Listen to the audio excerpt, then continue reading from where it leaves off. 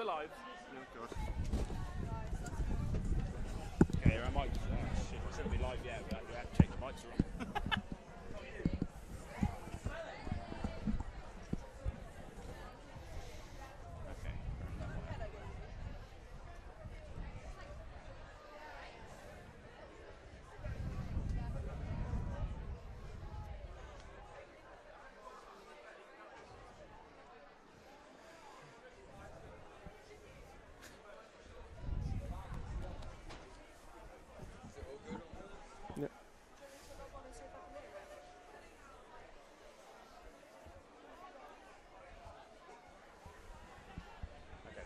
Good to go whenever.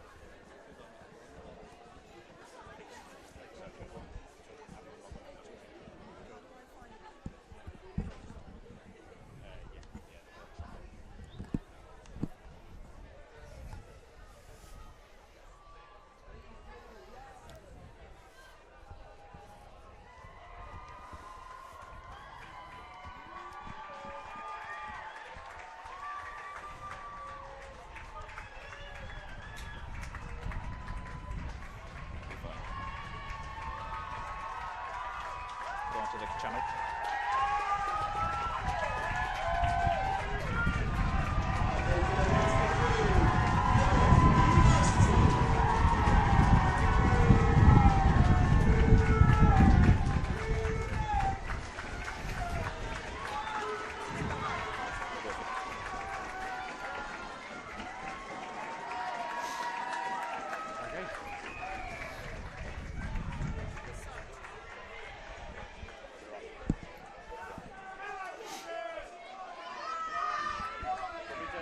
Yeah. Good evening and welcome live to Brickfields. We're here watching Plymouth Marjon versus Plymouth University of Plymouth women's rugby for Varsity 2025. Kick-off just moments away here for you guys.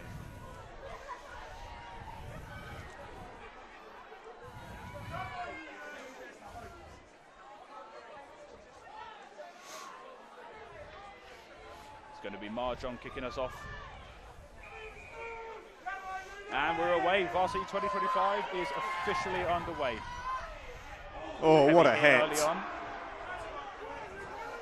I barely had time to introduce us. I'm here with Will. Will's joining me up here. It's a chilly night at Brickfields, but hopefully one we can see a lot of entertainment to keep us warm.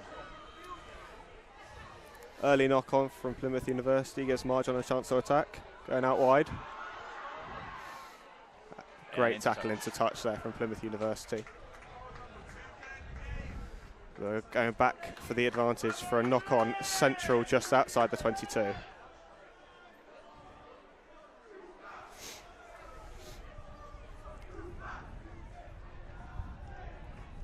lot of noise from the Marjon end already. Yeah. This first scrum will tell us a lot about how the forward pack is going to weigh up today.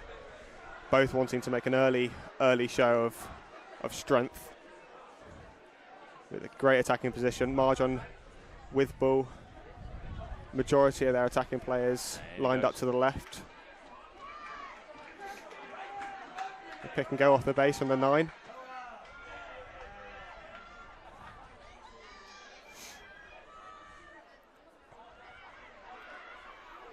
It's a big carry from Porter down the middle.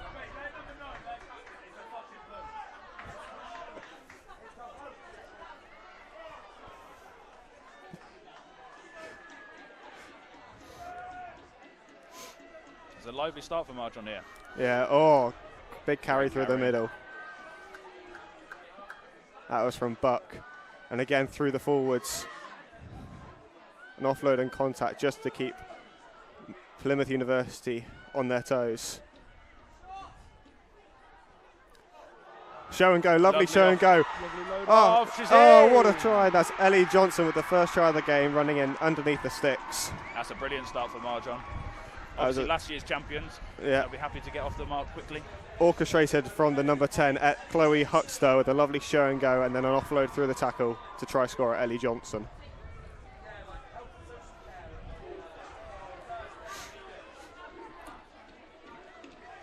And that is a difficult start for University of Plymouth.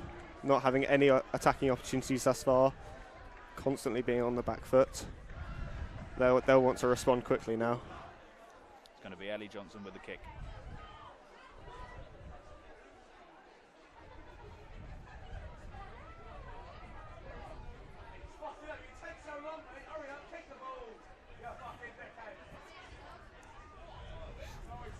And to take the opportunity to apologise now for any bad language you might hear in today's broadcast. There will be plenty.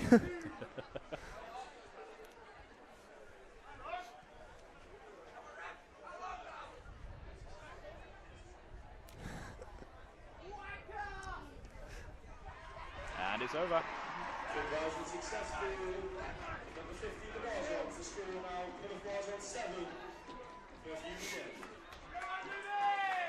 Just over 3 minutes gone there, Marjon leading 7-0.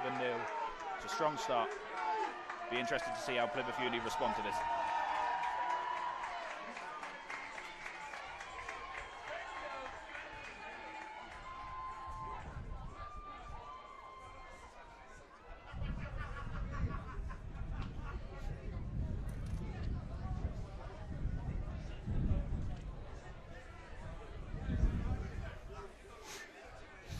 Slight delay as we wait for a new ball.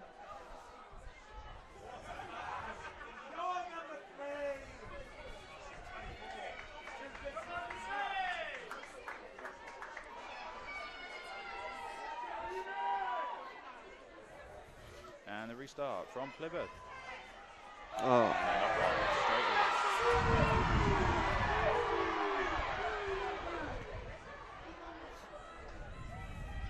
They'll be looking for a fast response here, Plymouth.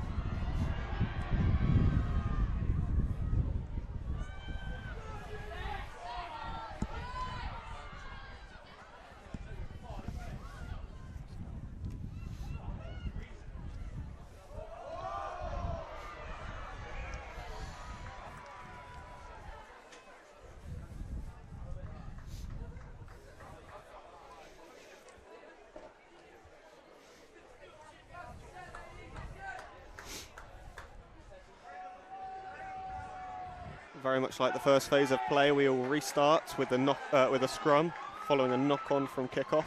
This time, ball in the hands of Plymouth University. They look like they had the upper hand in the previous scrum, so should get a good foothold and create some nice attacking ball for the backs to play with.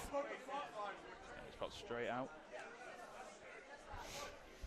Reset and go again.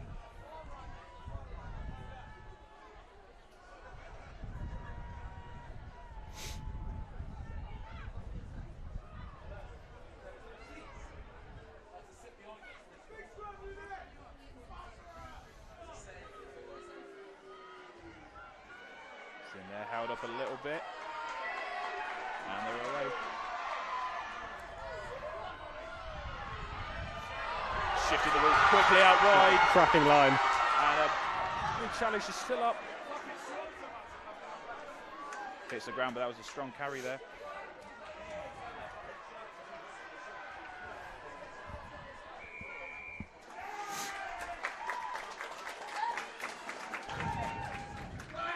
University of Plymouth really showing their attempt with a great line from the 13, straight through the middle. Yeah, quick out of the scrum there. Marjon looked a bit exposed. Another penalty advantage.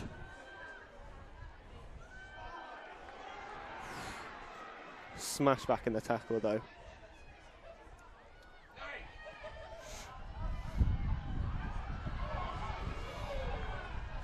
Steadily gaining more ground here, Uni of Plymouth. How's she back up?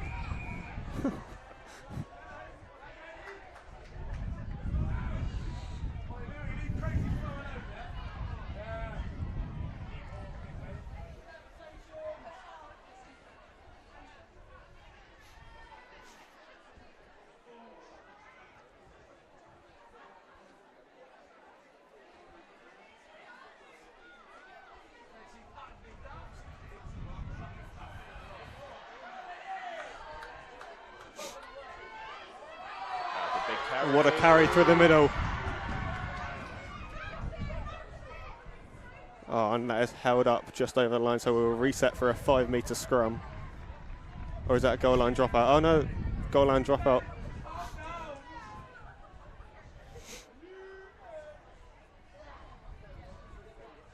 An opportunity to clear lines for Marjon. There's a lot of space in the Plymouth Uni back line, but found a big ball carrier. Back on the attack now. Bit of an encouraging response. Oh, great offload. Got to go wide, got to go wide, got to go wide.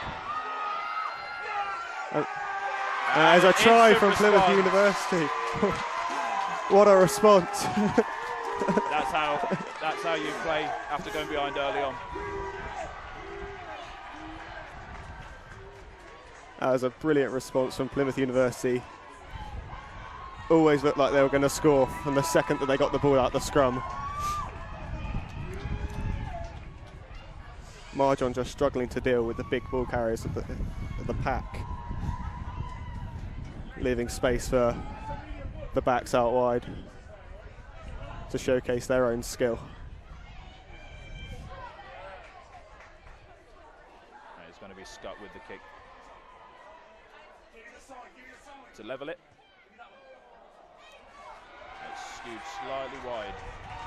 Marjon hold on to the lead for now.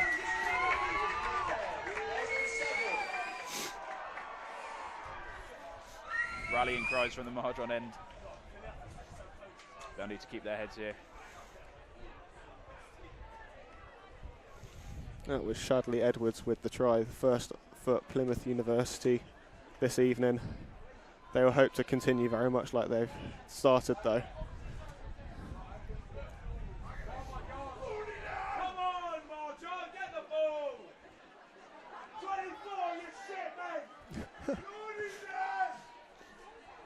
Always home for a lot of healthy competition, Varsity. We're back underway. And the ball's gone 10.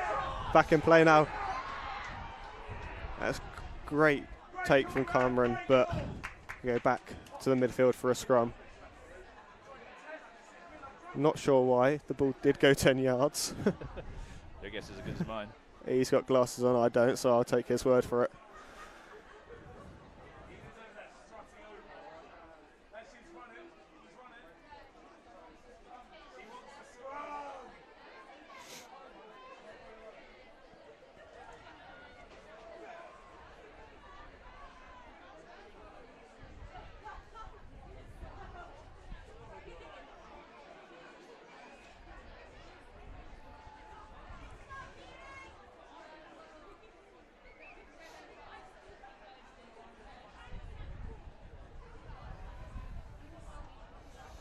Quick change of the ball. Yeah, more trouble with the ball. Of course, if you stay with us even longer, you've got the men's first coming up later on this evening. You won't want to miss it.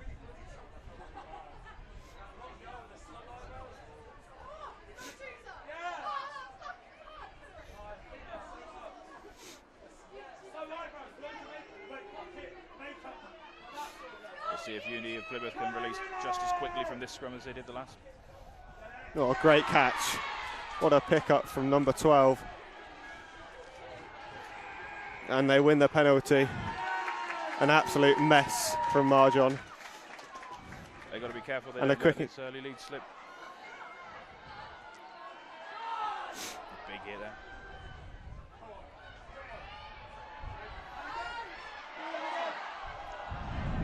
Great tackle from behind. Forcing a knock-on from Bevan. That could have got messy very quickly for Marjon if she didn't dive in from behind and dislodge the ball. They got away with one there. And after such a promising looking attack in the first opening minutes of the game, Marjon are really looking like they're struggling all of a sudden. Yeah, Ben Russell will be on the touchlines thinking how he can look to solidify things before this gets too ugly.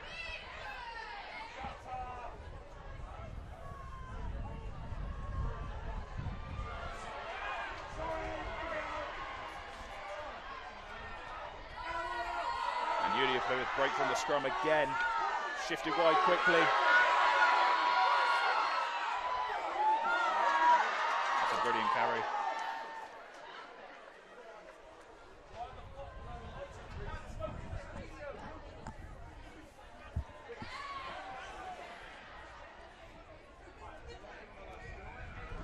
There's a turnover from Beach.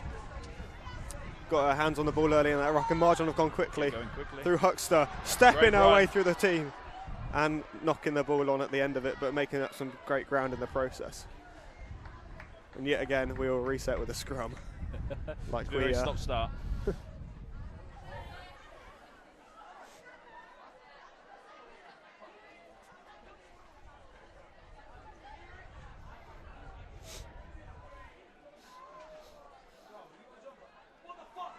Coming up to the 15-minute mark now, and it's fair to say, I think, that despite being behind, Plymouth Uni certainly look like the more likely to take the advantage. That they do. I mean, it all comes through the scrum. They've got a good setup from the forwards, giving the backs time and space to operate in, and here they go now. They look so dangerous in these situations. She's away again. It's Erie Scott. And she's got it. And they're in.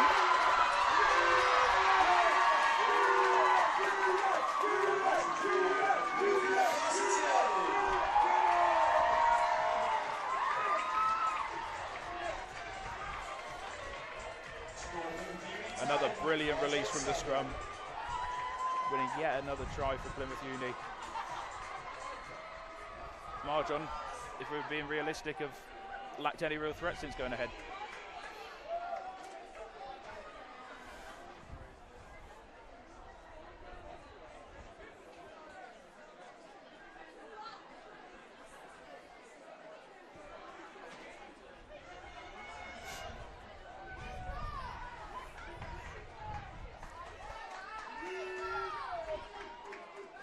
It's going to be Scott with the kick.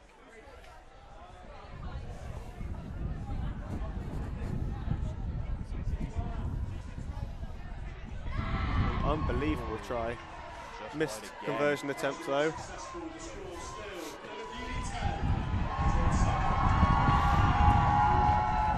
Despite the missed conversion. If Marjon want to get any sort of foothold in this game, they need to keep Scott's long runs to a minimum. That's multiple times now in the opening 15 minutes that she has broken through the first line of defence and wreaked absolute havoc. She looks right up for it. Yeah.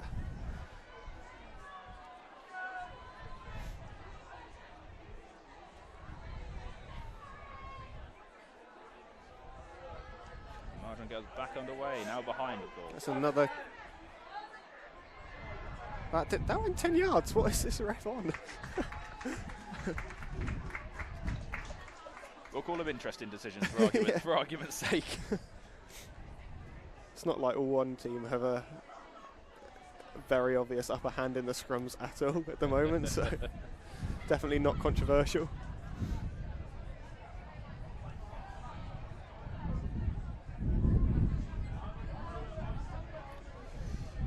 Wind's picking up inside Brickfields now. It'll be cold for those out on the pitch. Colder for us up here, do you think? It's getting a bit chilly.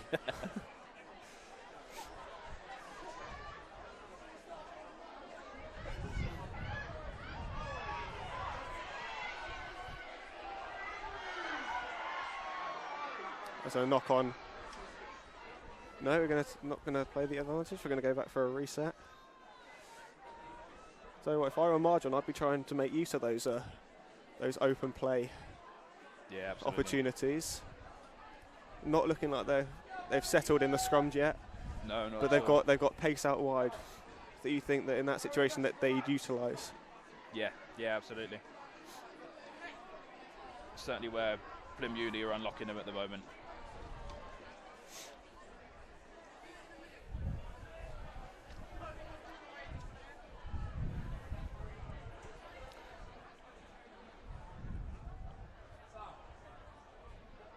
.15 for Plymouth Uni has really set up quite shallow. There might be an opportunity for a little kick in behind.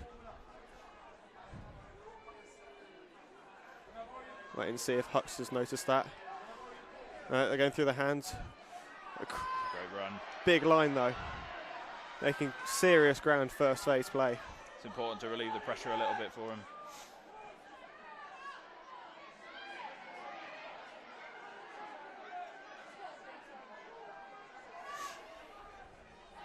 Now going wide, seeing the space. Porter. Just shift it wide quickly.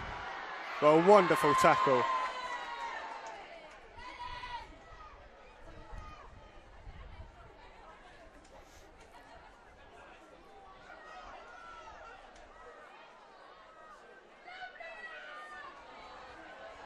Yes. And after all that, a cheap giveaway from Marjon.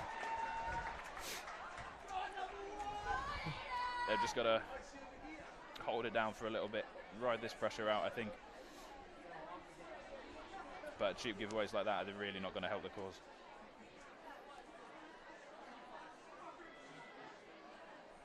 Wait, is it Marjon ball? Why are they not playing a 15? I'm as confused as you are. No, it is 15. Possibly doesn't realise that it is Plymouth Uni ball. Set up with a completely open backfield. But what a tackle. That's a great tackle. And pick up.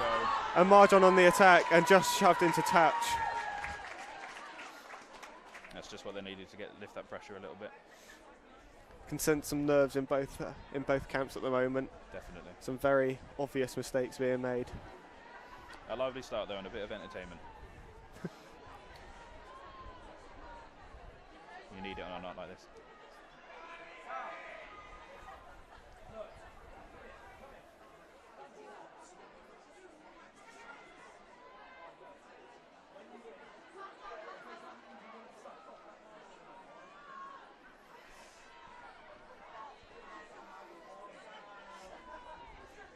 More solid looking scrum, but a penalty to Plymouth Uni.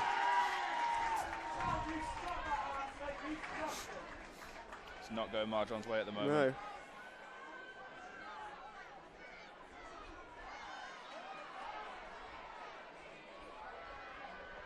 No. And another turnover. That was obvious from the second that she saw that. She got in there very early, hands on the ball.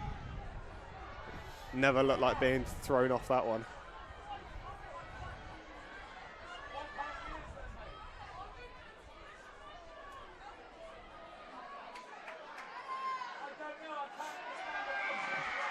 Oh. Penalty to Marjon for a high tackle, taken quickly again, the theme of the game thus far, but a knock on immediately. That's disappointing. Both teams looking to really get going quickly after a stoppage. But I think, but we're getting a penalty for not going 10. I think it would benefit both teams if they did start optimising the kick more like Marjon have here. But, and it has somehow worked. Didn't make touch, but somehow bounced into the hands of the winger. Marjon very fortunately. Marjon will take it. Now up into the 22. Only their second trip this high up into the field. They'll be glad to be having a bit of pressure of their own at last, though.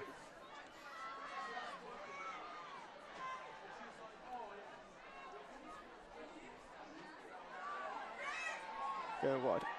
But a wonderful rush defence from Plymouth Uni. Sending Marjon back about 10 yards in one phase. Only issue is that they're cuffing up a couple of penalties at the moment. Yeah. They look a little bit more present in the game now, but certainly needs a bit of tidying up if they're to turn this around. Ooh. Referee not liking something.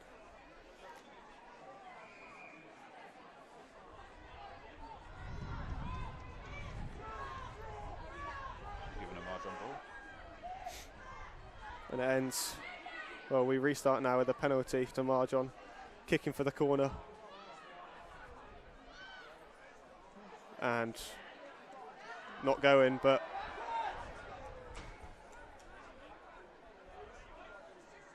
not cleanly dealt with, that's for sure. No, definitely not.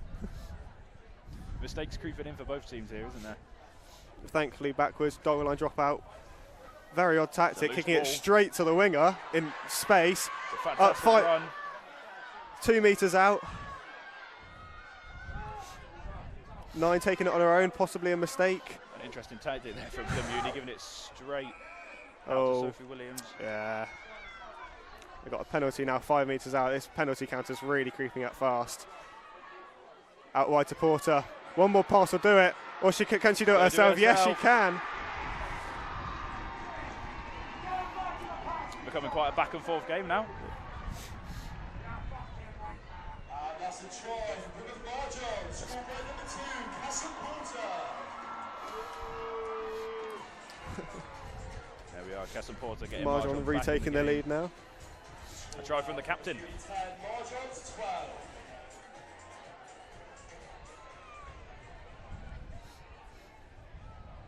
That's the contribution you need from your skipper in a game like this.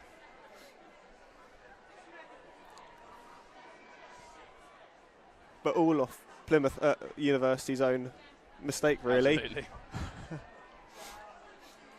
Again, it's just becoming a bit of a theme. Yeah, goal line dropout with where kicker was the only one who knew what was going on. Still got to be there to capitalise. Oh, 100%.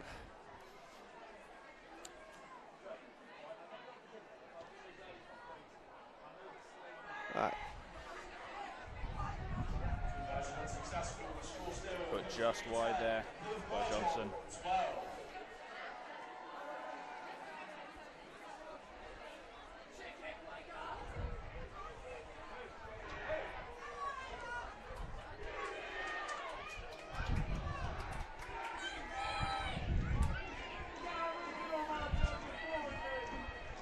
And out come the songs from the Marjon.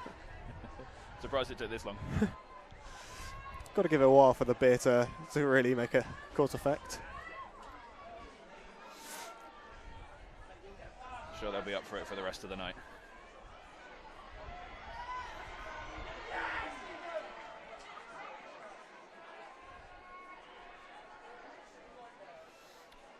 Sent wide for Marjon. What a tackle. Take it into touch.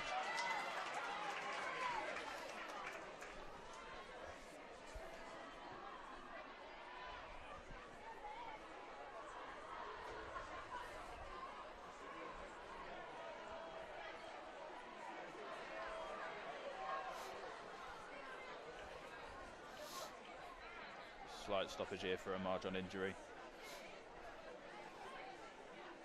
Hopefully nothing too serious. It's been an entertaining game so far.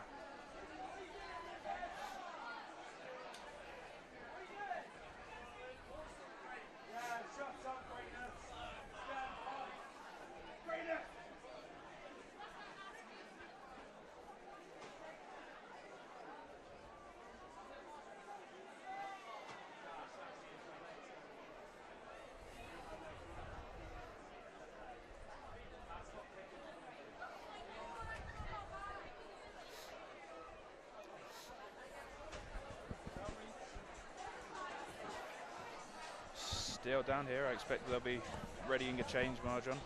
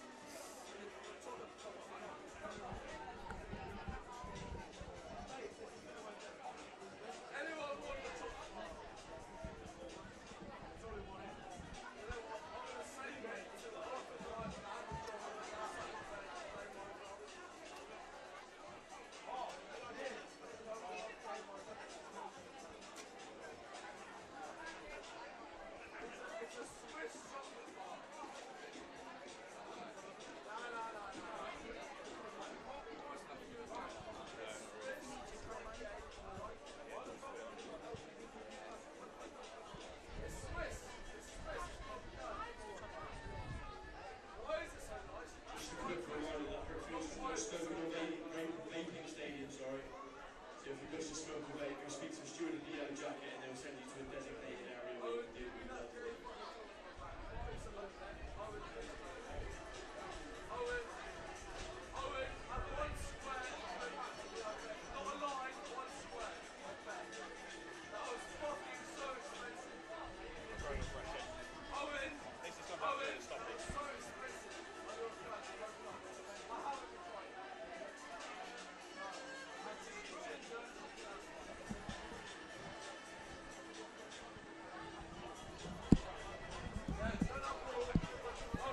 Apologies for the technical difficulties there.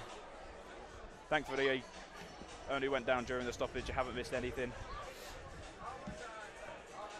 Marjon Uni player here, still down. Can't quite see who it is.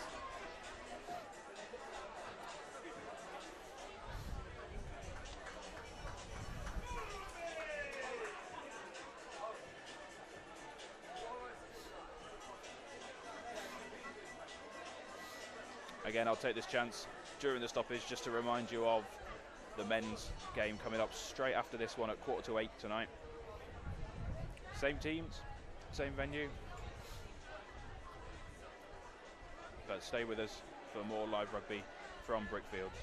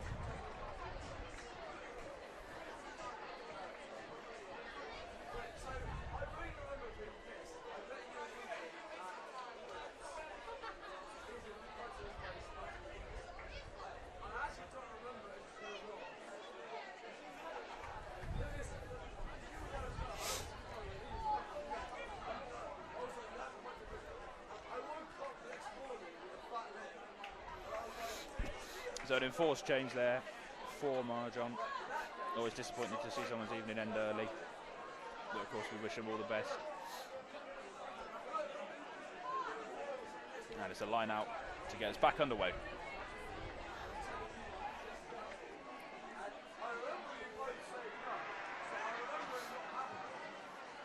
Marjon come away with the ball. Oh, what a line. That's a quick restart. And feeding it back the other way. On one side, then the other. Made a lot of ground there.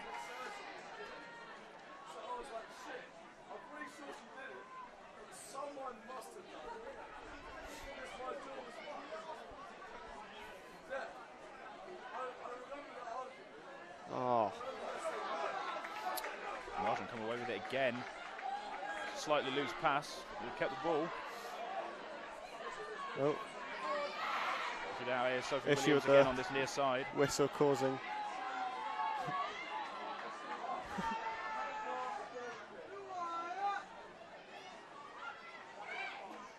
Slight delay for the ref to discuss with her. This is unconventional. The old whistle change.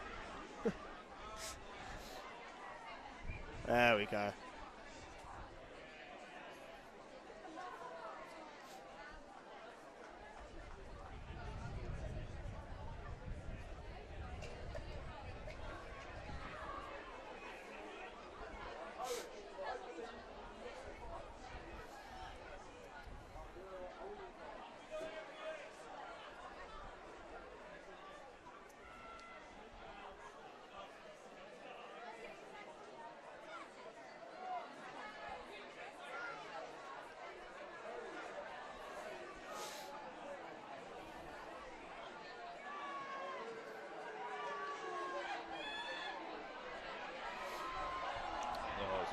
Loose pass. Not their best scrum of the night.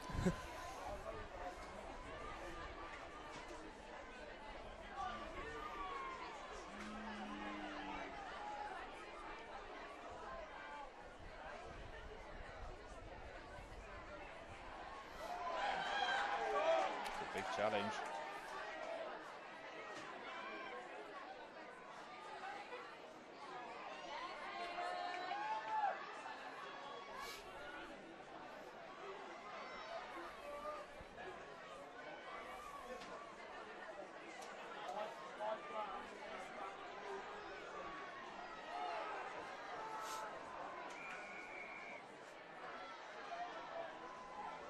Okay, don't go quick though. Okay, or go quick. Thank The God. ref bringing it back. Thank God the referee intervened. Take your time. The issue when you try and restart as quickly as that.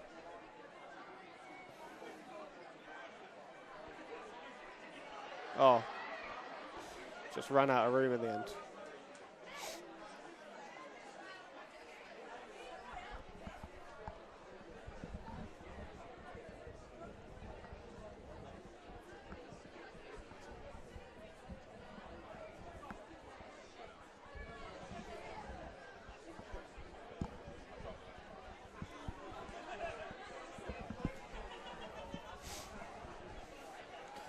Reset here with the Plymouth Uni line out, just inside their own half. Down by 3 points, really wanting to. Oh, and they've lost it. Grabbed at the back of the line out.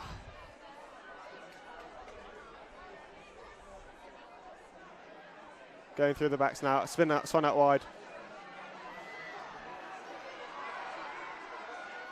That's Baylock with a great run through the middle, finding Ellie Johnson. Score of the first try. Penalty advantage now for Marjon. Really want to extend their lead just before the half.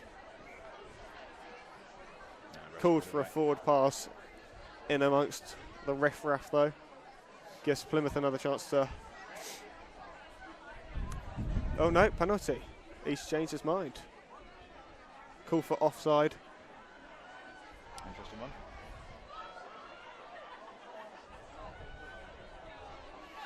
Through Porter.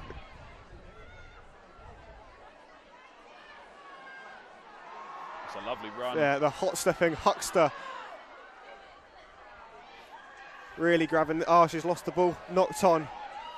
5 metres out. A chance for a big break.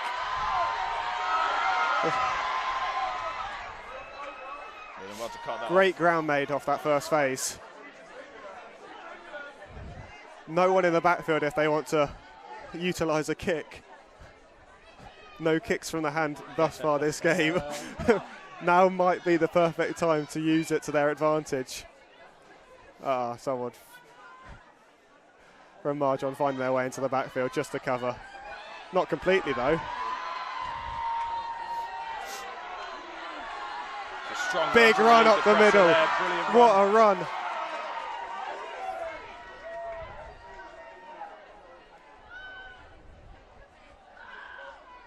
Ball finds its way back. That's a slow ruck speed, but out the back. Great move to shift out wide.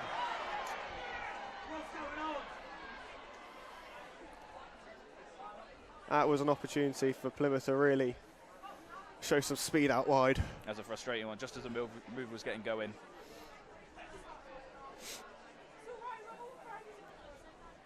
It is clear though that when the ball goes out the backs, Marjon look the better team, but when kept tight at the heavy yardage through the middle, Plymouth University really just a much stronger team in that area. Yeah, you're right, they're having a lot of joy. But can't build enough phases to actually make that much of an impact.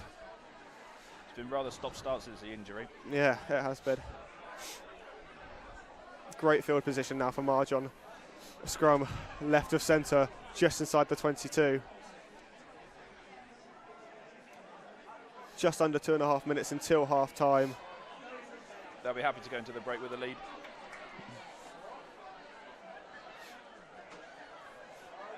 Dancing feet of Huckster again on show. Made a couple runs like that. But lost again.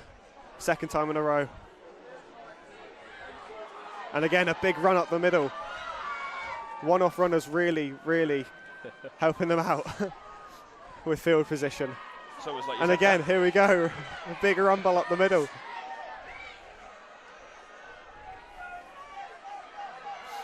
Done well to ride out that Marjon pressure there. Yeah. And it's a danger woman now. But shoved, not into touch, kept him well. The first kick out the hand. This could be trouble. Ellie Johnson running back. It's a foot race. Misses the ball, and the pickup is excellent. The fancy thing, the Plymouth end are all on their feet already. And in by the sounds of it, a tackle just They've got before the nothing from try it. line. What a tackle. The University of Plymouth students were going wild, so I had no idea what just happened, if I'm honest. But it looks as though a try-saving tackle came through. we'd love to bring you a bit more detail. Could not see a thing. Another player down injured though for Marjon. I think that's Ellie Johnson trying to recover the loose ball.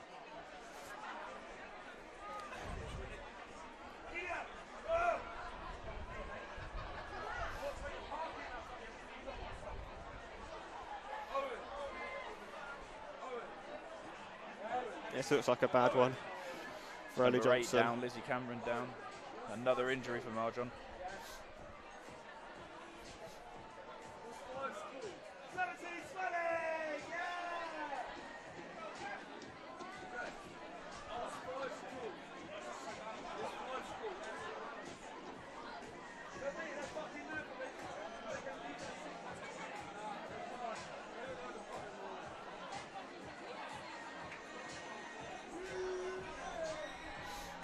Looks like another long stoppage.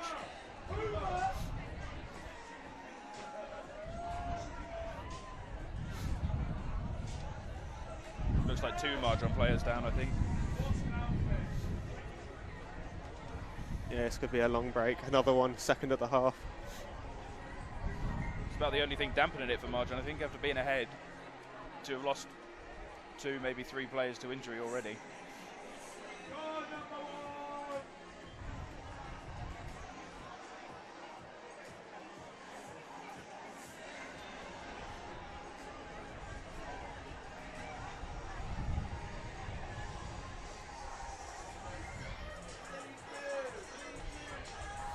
At least I got the tunes going. It helps.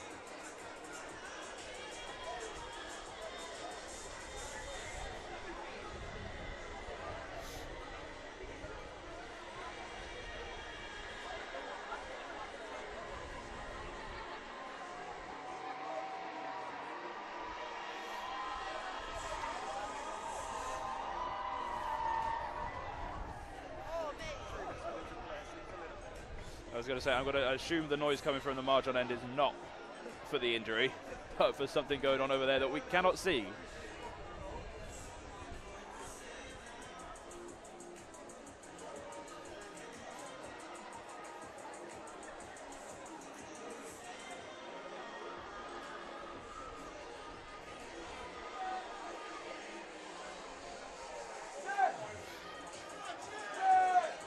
Looks like the players down, back on their feet now. It's good to see them being able to walk off at least. That's certainly. Attention, sorry, that there is a BMW parked in the private car park at the back, which you're not allowed to park in, security will tell you about it. So the number plate on that one is WL18CLS. If that's you, could you please just move your car for us? Thank you.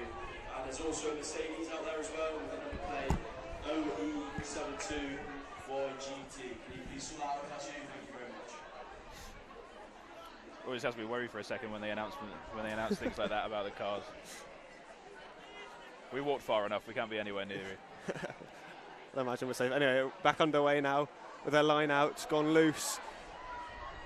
University of Plymouth diving on the loose ball, 5 metres out from the try line. Real opportunity to get their noses back in front just before the break.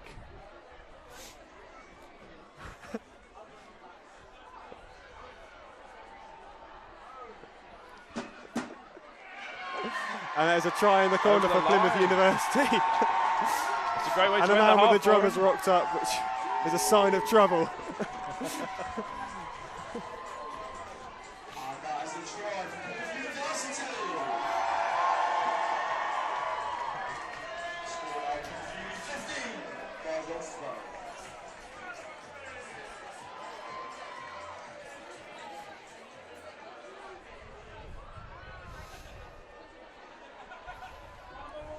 We'll have the kick here for Plymouth University, but I imagine that'll take us just into half time.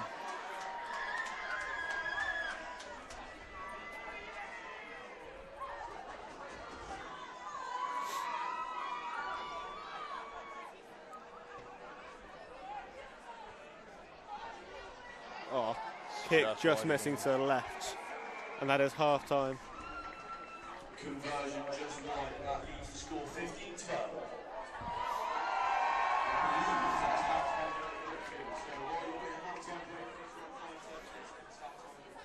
There we are, 15-12 into half time. It's been a back and forth first half. Plenty of mistakes. Good rugby and some good mistakes, yeah, for both sides. It's certainly in the balance for the second half. We're going to take a quick break and we'll be right back with you to bring you the second period.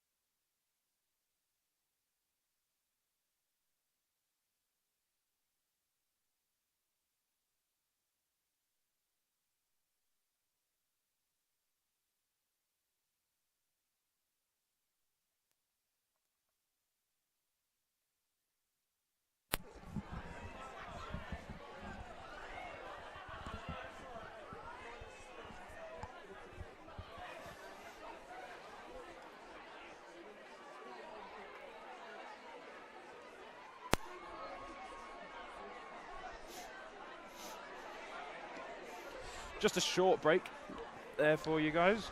Unbelievably short. Can't believe that. It's the nature of university sport, I believe. I've been putting in a complaint to Union. Probably so they don't get too cold. Well, to be fair, there were long enough breaks throughout the game. That's true. I think that first stoppage was longer than half time. Yeah. It's going to be Union Plymouth to get us back underway for the second half. Kicking left or right. With a very, very slender lead over Marjon. Probably coming into this game expecting to have a number over Plymouth Uni, but not to be the case.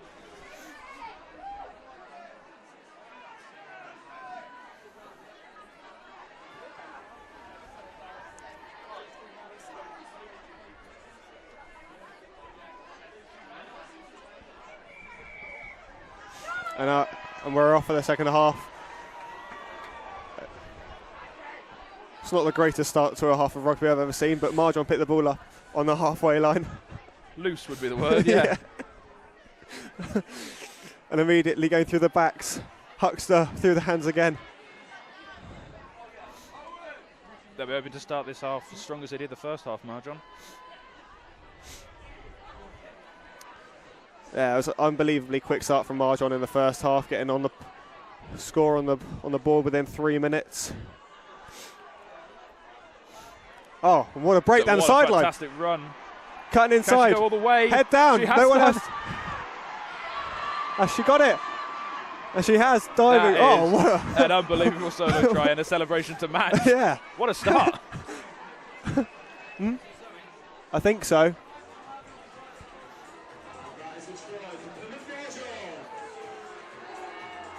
Not a clue. And yet again, Marjon getting out quick through the backs.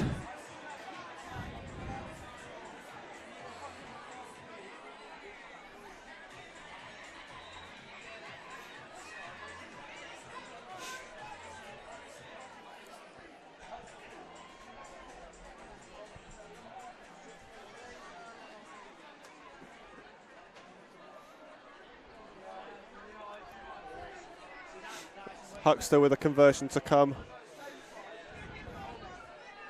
Relatively easy looking conversion. Obviously, got to factor in it's a very windy night here in Plymouth.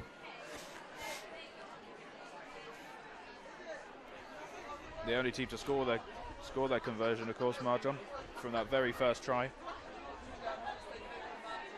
And that is a miss from Huckster.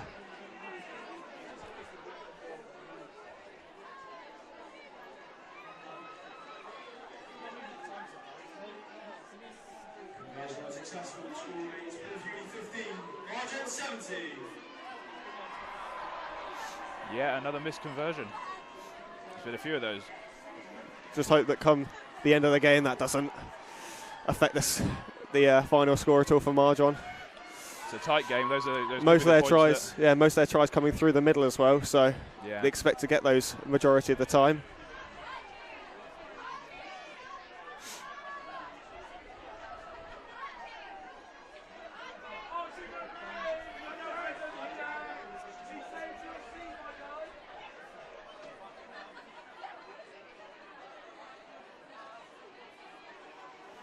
A lot more Oompa Loompas than I was expecting to see at a rugby game, if I'm honest.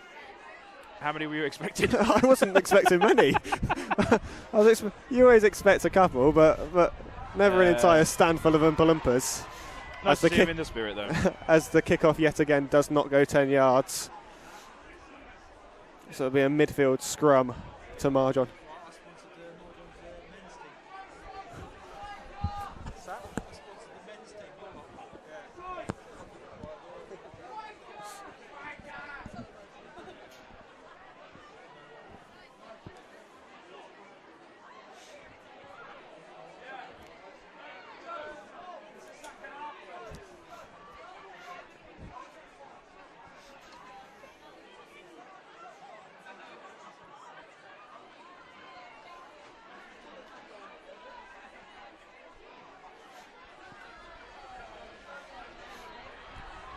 Successful scrum picked up by Abby Taylor at the base of the scrum, making an extra 5 metres.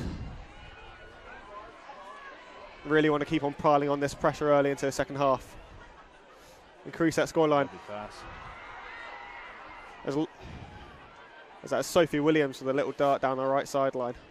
She's been doing that all night. And struggling to pick her up for the Uni. Penalty. And quickly taken again. Theme of the night, but a knock on, but thankfully, for Marjon's sake, Plymouth Uni knocked back 10, giving them a second chance at it.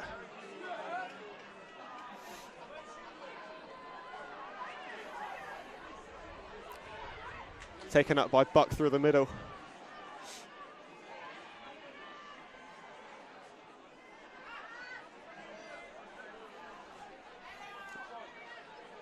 Another penalty coming for Marjon. Really starting to stack up. An important time of the match here, Marjon. If they can get themselves the next try, see a little gap open up. As the favourites, I think you'd expect them to. Yeah, exactly. After the first half, Plymouth Uni would be so happy with how they managed to control the course of the game, and obviously 2 massive wins for Marjon previously in the season. Yeah. They would have expected the same sort of thing, but Plymouth Uni have really been able to contain them and keep the scoreboard low. A high penalty count early in the second half will completely undo all of their hard work.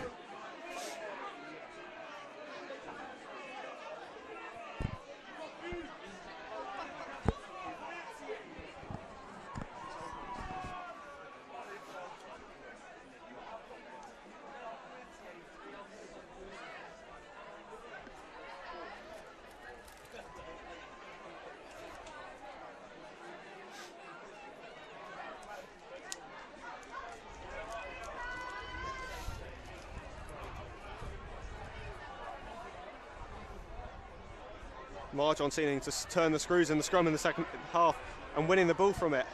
Something that never happened in the first half. Certainly something they needed to improve on after half-time, wasn't it? Yeah. The success out of those scrums. Speaking of success out of scrums. Give it again, one more and the try would have been in. Held on. They played it well. Doesn't matter, will it matter? What a tackle in the corner.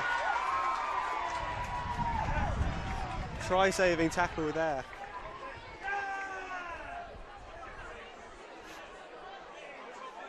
Big cheers for that one from the Plymouth Uni end. That was from Liv Borman.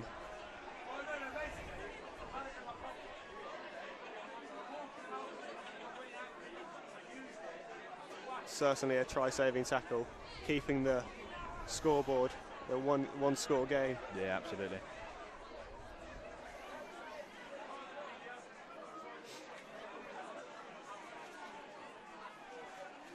But will they be able to gain back the advantage in the scrum and clear their line successfully?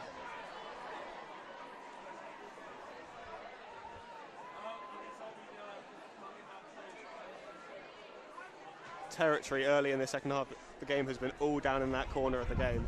Yeah, definitely.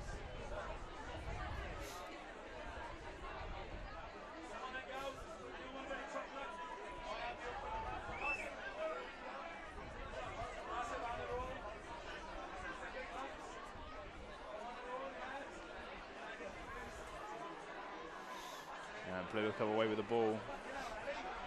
Clear and kick, but not as far as hoping. It's fallen nicely. Run back in. She's seen the space out to the right. Absolutely crunched. But not rolling away, so a penalty under the sticks for Marjon. Taken quickly again. From the 9. Is she over the That's line? Abby Taylor. No one went with her. They've caught up now. 2 metres out from try number 4 for the game. Ellie Buck with a driving 4 Plymouth University people out of her way to get the score. Turning up the heat now, Marjon.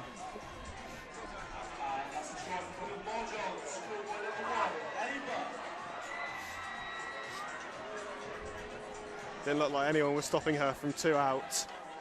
No, not at all.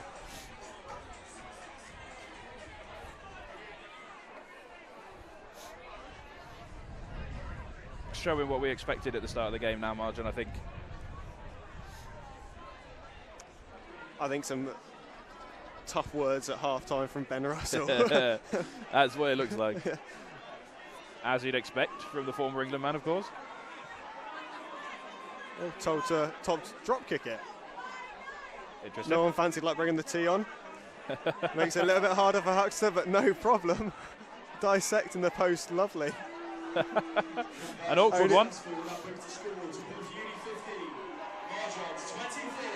Only a second conversion of the game, and it came from a drop goal. This is at the moment of the game where it counts, so you need a response if you're Plymouth Uni now. Otherwise, they risk the game getting away from them a bit.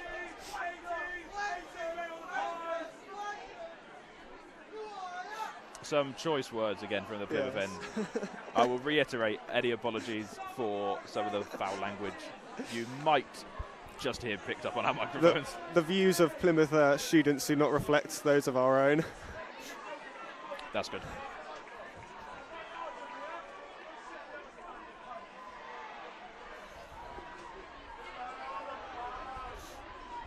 Response needed now from Plymouth University. A good start would be getting the kickoff to go more than 10 yards. Get the ball in play. That would certainly help them more than it has done. Imagine it can't hurt.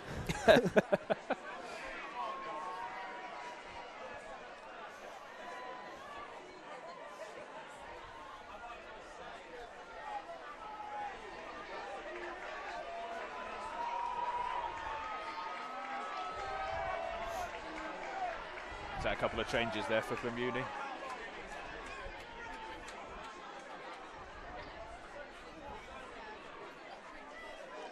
Great.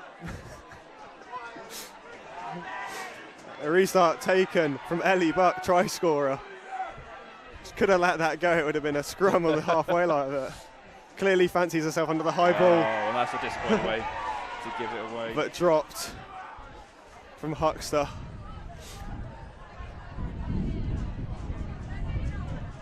So it will be a scrum, but it's the University of Plymouth this time.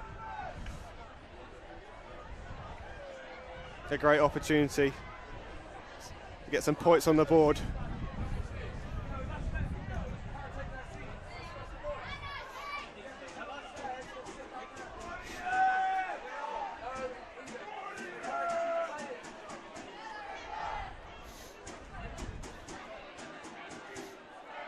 Well held scrum, clean pocket for the 9. Passing through the hands. Oh, a careless fling over the shoulder. Rode the challenge. But great ground made. Right in front of the Plymouth University fans. They enjoyed that one. Great clear out from Huckster. A few unpullers on their feet after that. But penalty advantage to University of Plymouth. An opportunity to try a risky play to get back on in the game. But not to be. They go back for the penalty.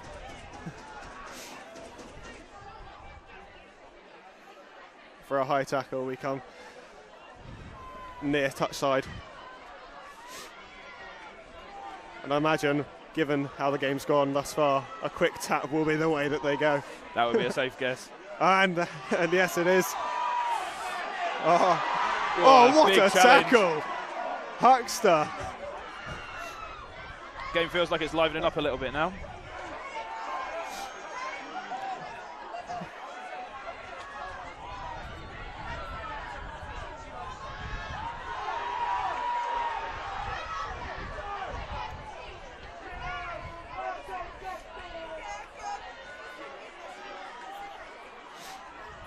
Plymouth don't have anything except an off 10 or off 9 sort of attack at the moment. There we go again as a one-off runner, taking it through the middle, still gaining ground however, so if it works, it works. But not much creativity shown from Plymouth thus far. We get 2 passes this time. Still ground made. Plymouth, Marjon's tacklers falling off.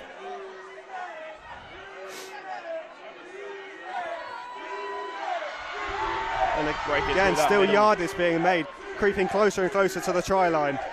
All the noise now coming from the Plymouth University of Plymouth end.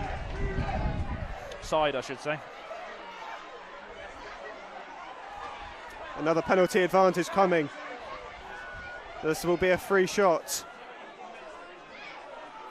Still they go.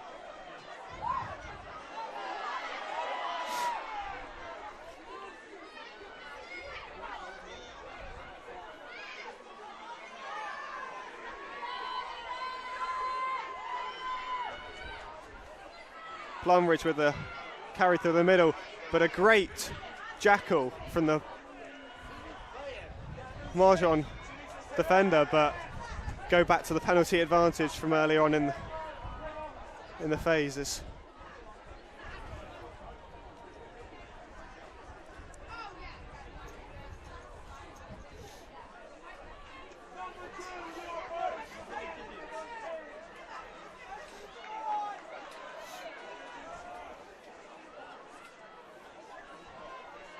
Barry with the ball at her feet. Tap and go. No one's with her. But still making yardage. Hot stepping her way. 7 metres out. In desperate need for a score, but blown up by the referee.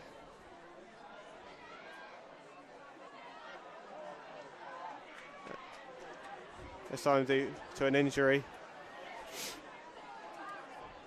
to the University of Plymouth ball carrier. Looks in some little bit of discomfort here. Chance to regroup for Marjon, though. They've had a lot of pressure on them. 100%. This is an important couple of minutes for them to just discuss key issues in their defence. I mean, I'd say from my position up here, their number one issue is no line speed whatsoever. They're letting the Plymouth attackers just run at them, not putting anyone under pressure.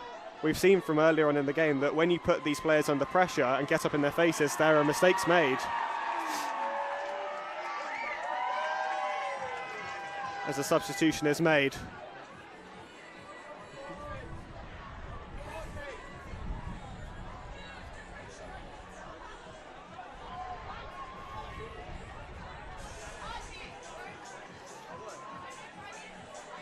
He must be cold. How am I cold with like 7 layers on, but there's a guy walking around in just a pair of overalls. That is the beer coating full effect, isn't it? Difficult to mask our jealousy right now. I'll be finding myself a hot drink between these games, not a cold one.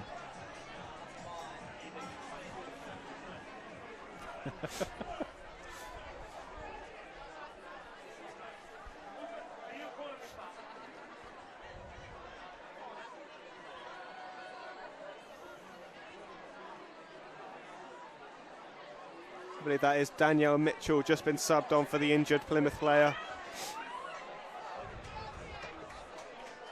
Looking to make her impact on the game. A vital part of the second half. University of Plymouth really needing a score here to prevent further. Round of applause for the men's team further scoring. Down.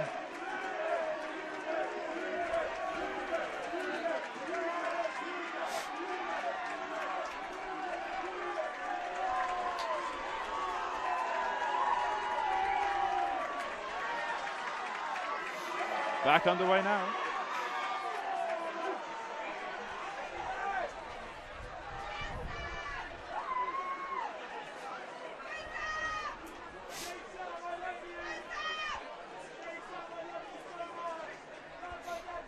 A lot of love for the Plymouth men's team passing by. A good reception. Some bad haircuts though. Oh, some tragic haircuts. You'll be able to see all of those haircuts in action at 7:45. Really hope it's to do with Varsity. If that's personal choice, you've got to question. You never know with the rugby lads, do you? An opportunity for Plymouth Marjon, and they do get their try at long last. That's come at a really nice time for them.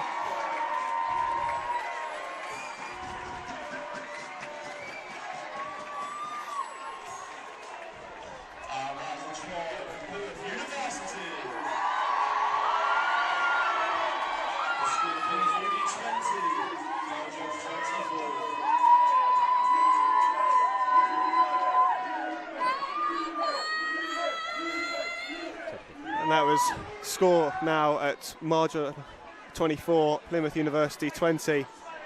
Back to a one-score game. Would be a good time to land their first conversion of the game as well. Would be very helpful.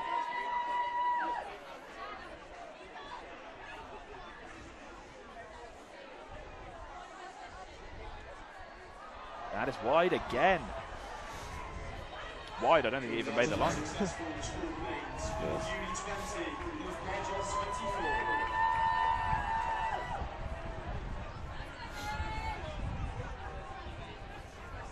Now we've seen how Plymouth Uni regroup after conceding. Now it's time for Marjon to show their... Need a bit of grit, don't they? Yeah, they really need to head down, probably get a score, or just not concede too quickly. Need to keep in this game. They've done brilliantly at the start of this second half after a below average first half by their standards. Oh, it's loose from the backs in Plymouth. As the kickoff is knocked on from a backfield member of the Plymouth Uni team.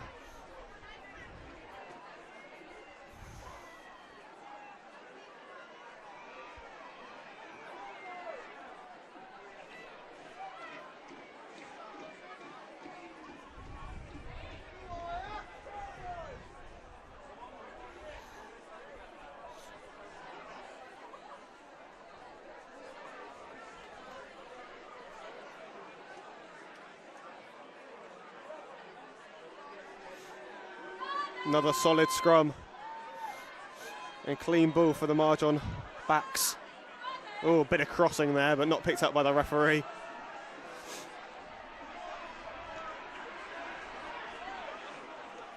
Turned over though by Plymouth University. Great piece of defence. Get themselves out of what could have become a very sticky situation.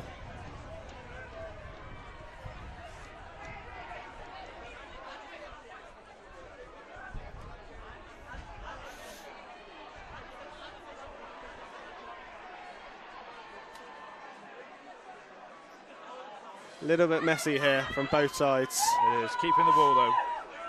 Plymouth University.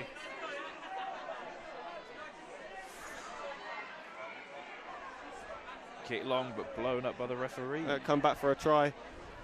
We've got to see our second kick from hand of the game though. Coming up on 60 minutes. But we go back for a penalty to Plymouth so they can clear their lines.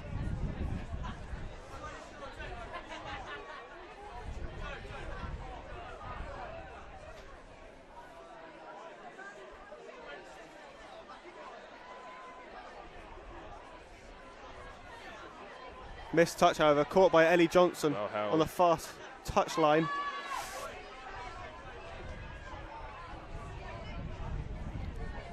Definitely a get out of jail free card for Marjon.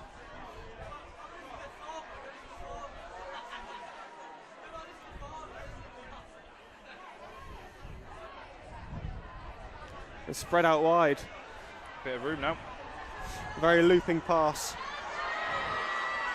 to Lauren Medcraft.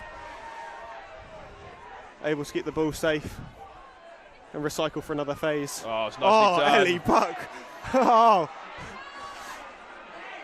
Feels like everything good for Marjon's beautiful hand, the second half. Footwork and passing. Is that Ellie Johnson? Oh, it's called as. Is he called that as a forward pass? He can't have. Oh.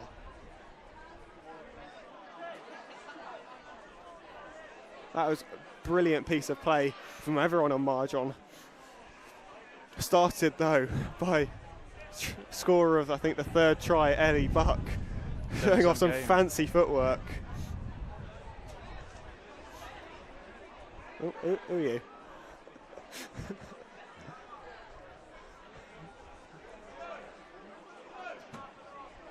Some great ground made in the space of 2 phases there from Marjon.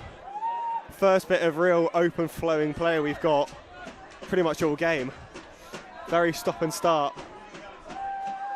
As a man with a drum kicks off due to a mix of alcoholism and self-importance. Your average drummer then.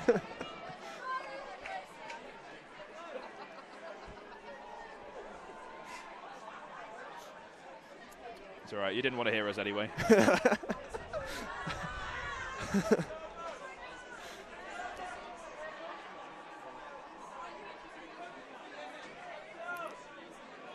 Can't see what the issue is. Some sort of hold It's up. taking a while to get a restart, but here we go. Back to the scrum to Plymouth.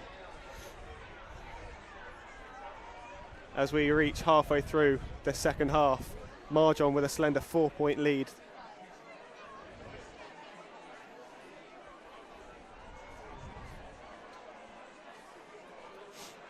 In what has been a closer game than what most would have predicted.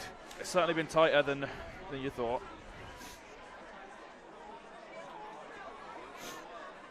Is that more from disappointment on Marjon's side, coming into this as favourites? I think it's a mix of both, as that scrum has reset. I think it's down to a mix of both, really. I mean, Marjon would have expected, would have been hoping to come in, really show off, especially after such an impressive season for them. But conditions, it's very cold and windy conditions. Plymouth had turned up and really shown up front, not giving Marjon anything easily. Really had to work for all 24 of their points. The nature of Varsity, I think, the big day for a lot of these players. Especially as the Varsity event that kicks off the entire week. Absolutely. A lot of pressure, everyone here getting in the drinks. Well. Yeah, a big crowd as well. A lot of support from both sides. Definitely. Loud support on both ends as well.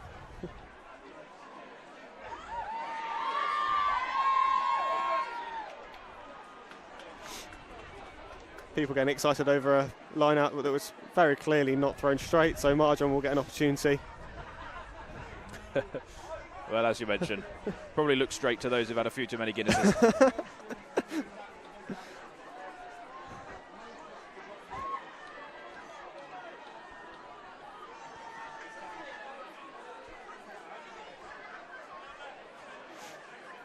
And yet another unsuccessful line-out attempt gets the ball back to Plymouth University.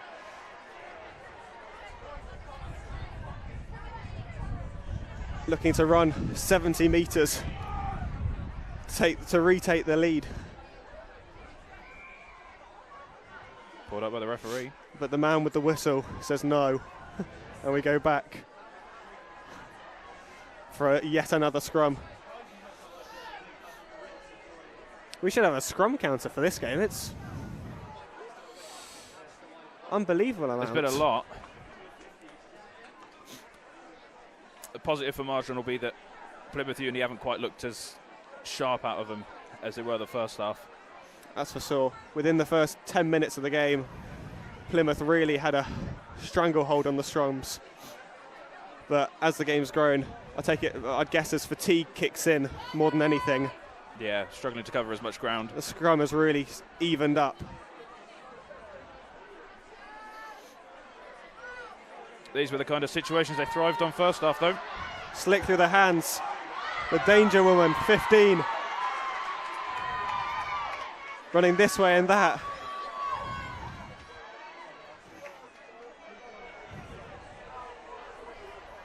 It was loose in there. And Buck again with out the back offload from Ellie Buck, really showcasing all of her skills this game. She's having some game. I think we should stick her at fly half for next game. That's an unbelievable player.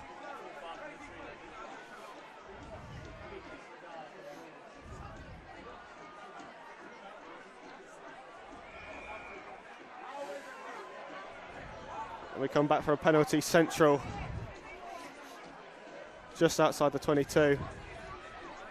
With yet another injury for Marjon.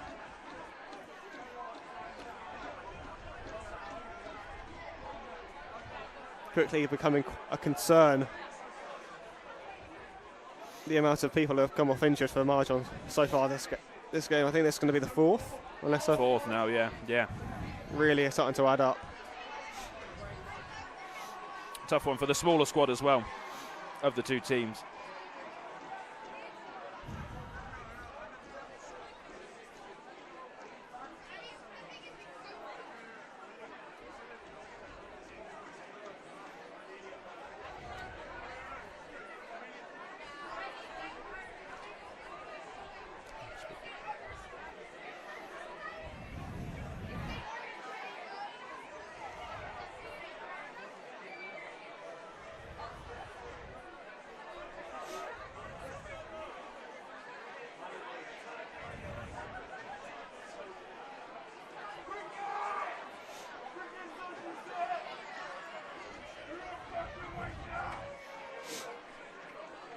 Feels like there's more Oompa-Loompas appearing out of nowhere now. And more pints. Apologise for another injury break, but Marjon player seems to be up, not looking in too much discomfort. They could do without losing any more players.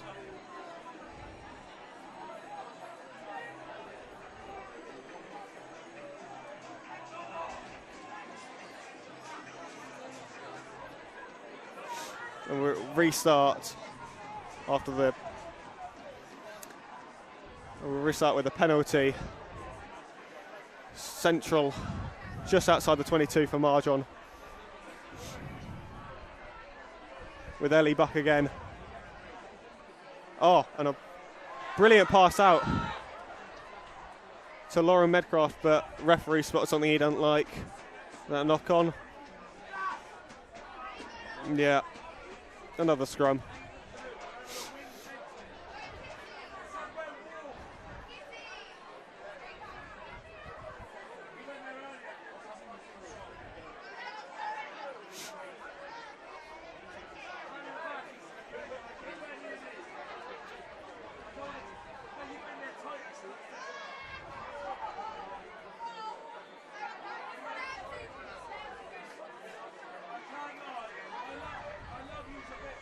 Resetting the scrum.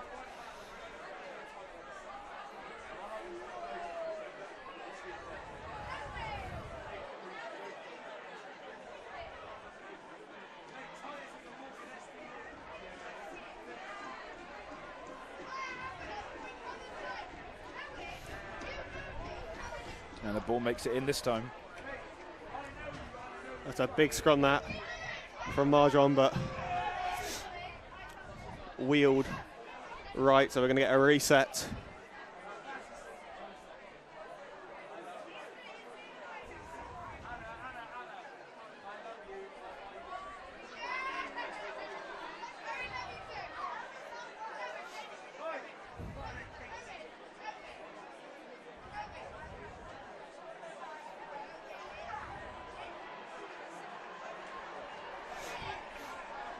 Ooh.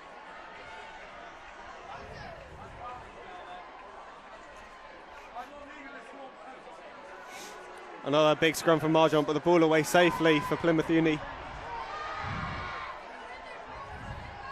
Big tackle in the midfield with Ellie Johnson going in for the jackal and winning the ball. A brilliant piece of strength from her and taken quickly. It's a great run. Again, Chloe Huxter just dancing her way through the team with ease.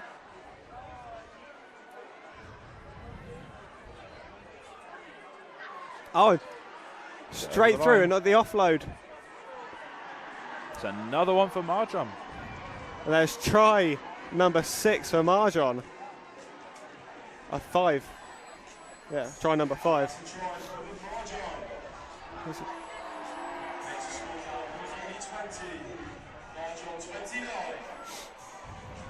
Conversion coming from Ellie Johnson. Takes it to a 9-point lead for Marjon, 29-20.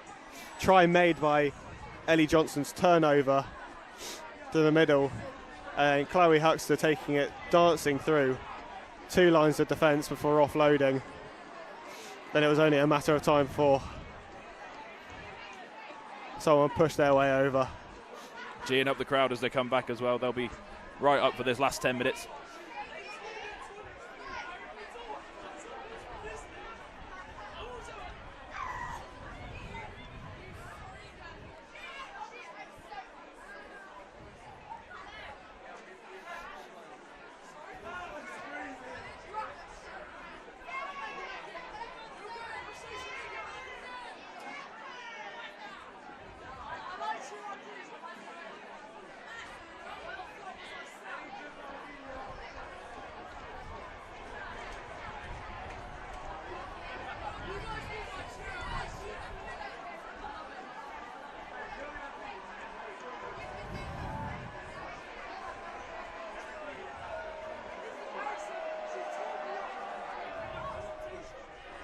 And a successful conversion from Ellie Johnson.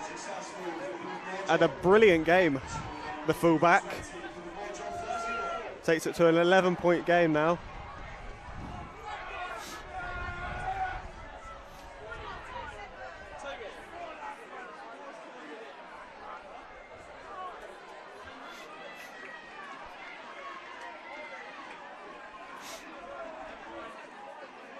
Just under 10 minutes left in the game.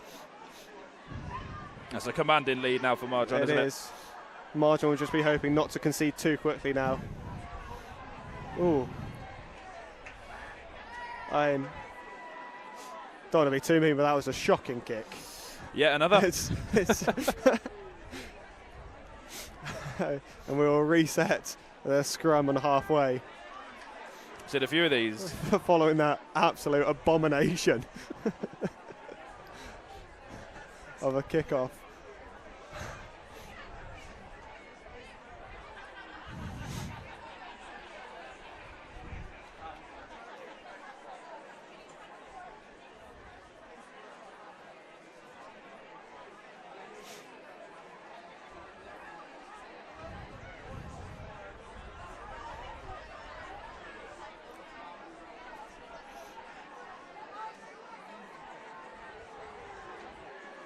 Few more Oompa Loompas for you to look at.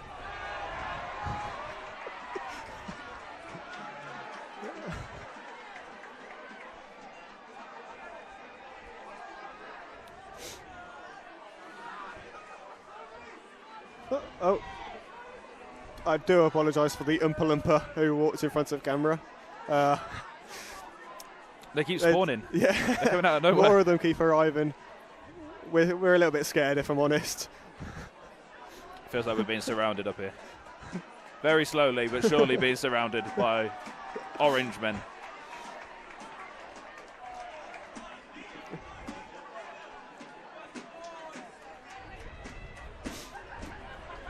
As that Marjon scrum really didn't start at all. And now it's time for Plymouth to have their own scrum as the men make their way back past on their way to the changing room. With a brilliant tackle in the midfield from the number 8, Lizzie Cameron, with a penalty advantage to Plymouth following that scrum. Set up very, very narrow, showing their intent of just going through the middle. We need to make this possession count. They're running out of time. Great offload in the tackle though. A lot of ground there. Rumbling up just outside the 22. And now a penalty to Marjon for holding on. We've got another Marjon player down though. Certainly been on the worst end of it, haven't they? Yeah, they really have been, but a great turnover from Marjon to nullify that attack.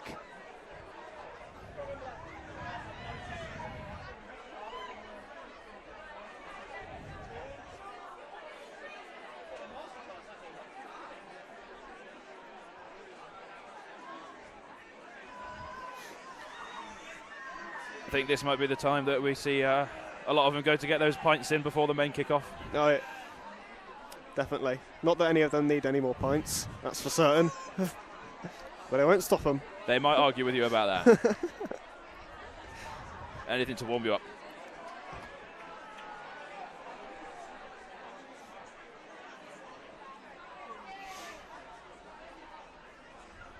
That's another long injury break. Really starting to rack up. Yeah, lost a lot of time to these stoppages. Marjon won't mind though, having the lead.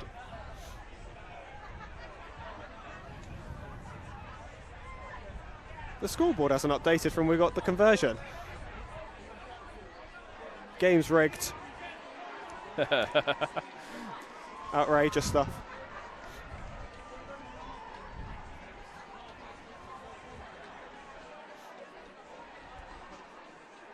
Four eyes. On her feet now. Looks like we're ready to get going again. Just under 5 minutes left now.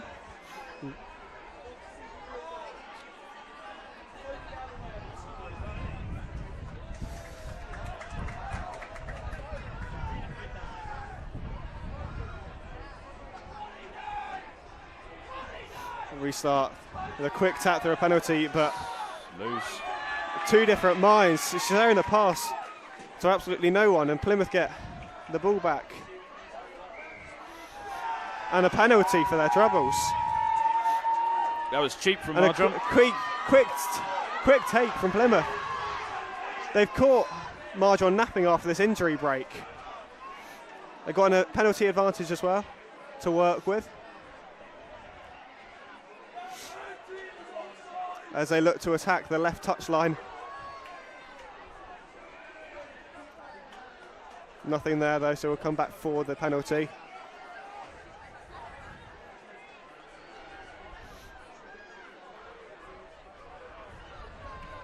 I'd assume take the 3 points to get it back to a one-score game, but no, they've opted against that. Taking a quick tap again.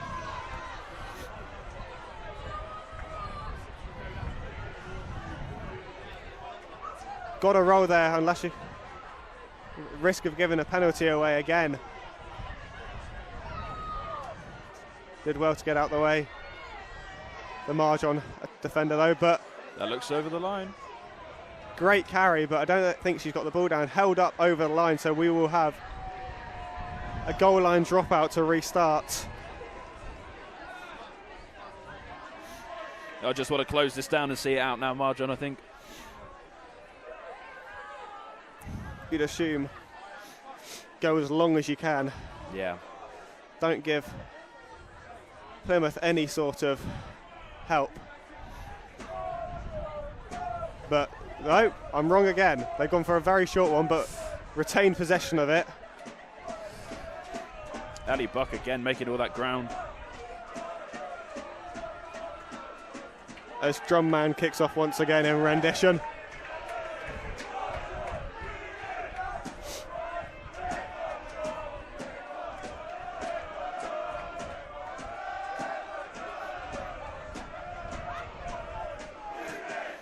Optimistic in trying circumstances, I think, would describe this stand full of Plymouth Uni students.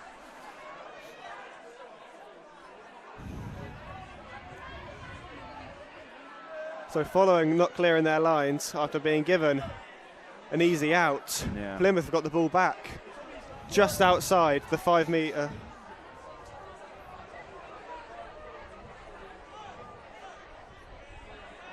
Been handed another opportunity to tighten up this game with a couple of minutes left to go. A loop round the back from the 10. Sent out wide to the danger woman, who steps three. Great run.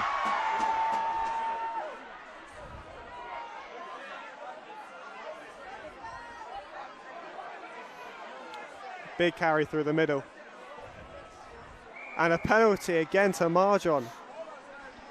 Plymouth have been brilliant in the latter part of the second half at getting themselves into these sorts of opportunities, but then just everyone caught ball watching and letting the opportunity slip. It's a great line. What a line. Making great yardage. Offload off the deck again, keep the move alive. Now coming out left.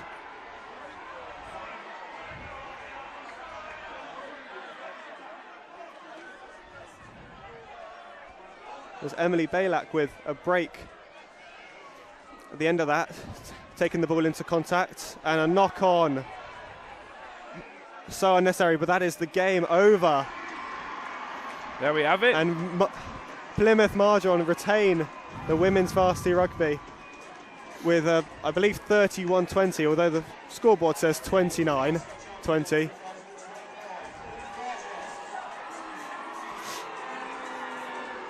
That's a brilliant win. Boos ring out from the Plymouth end, but it was a good performance from Marjon. They were tested in the first half, but I think they showed the difference. But I think Plymouth really did themselves a justice. I mean, a lot closer game than previous years and what was expected out of them. But I think they can hold their heads high. But at the end of the day, Marjon just came out as the better team. Yeah, absolutely. So that's that. The first points of the 2025 Varsity Series go to Plymouth Marjon. We'll be back in just over 5 minutes' time, where you'll see the second match of this year's Varsity the Plymouth Marjon men's against Uni of Plymouth men's rugby.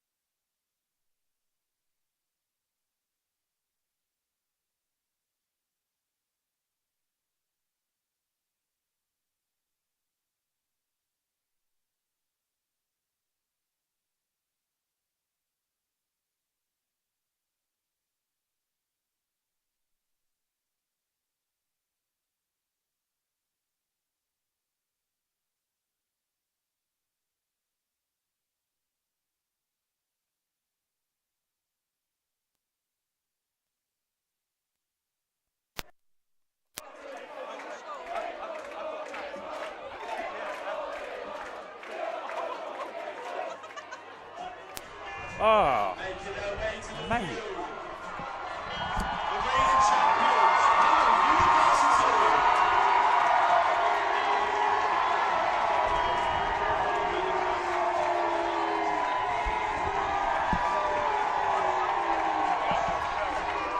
That's it from the Union. That's it from the Marjon.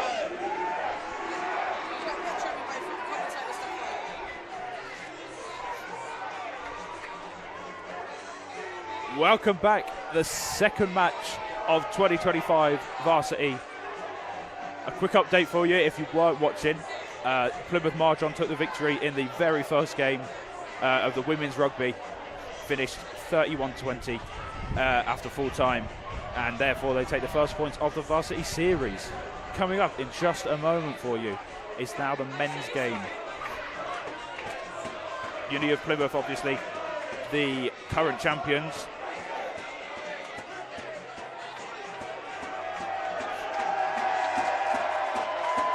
Can Plymouth Marjon provide a response to last year's defeat and follow up the win from their female counterparts earlier on? That'll be coming to you in just a moment.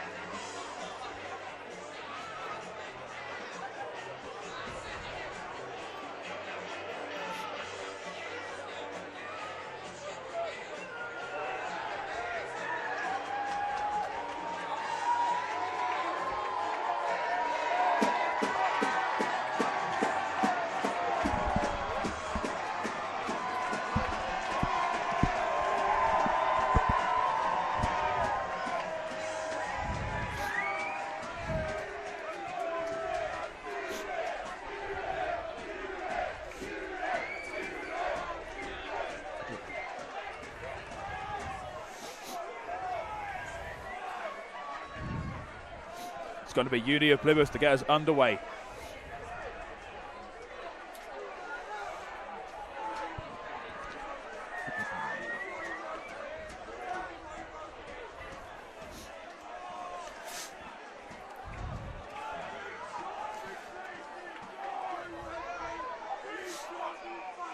And we are off for the 2025 men's varsity rugby game following Marjon women's victory over Plymouth University women. A messy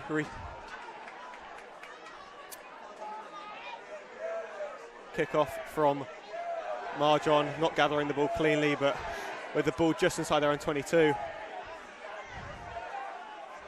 Some big tackles coming in from Plymouth University, really showing intent earlier into the game.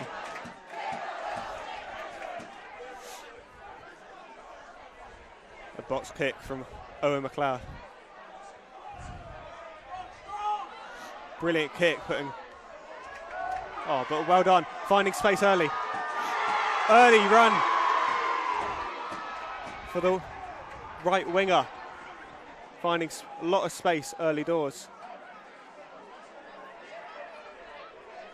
A big powerful run up the middle from Cameron Simpson. Penalty advantage now for Plymouth. Ball spilled, but we come back for the penalty. It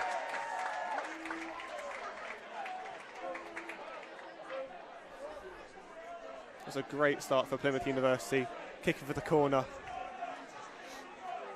Oh, not a good kick at all, and that's gone dead by the looks of it. It has indeed, and we will come back for a scrum. The place where the ball was kicked to Marjon. First scrum of the game now.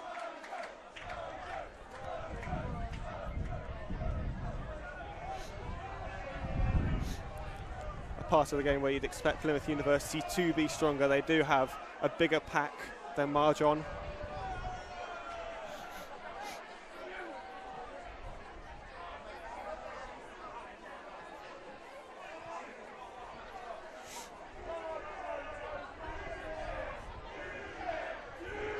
And the ball is in.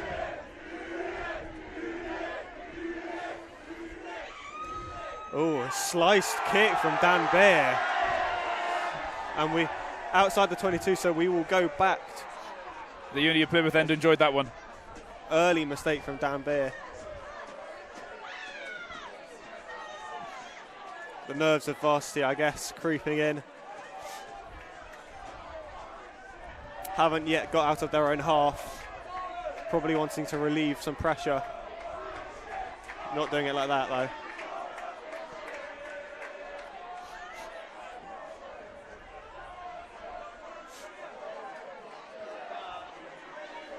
Very active lineup routine from Plymouth.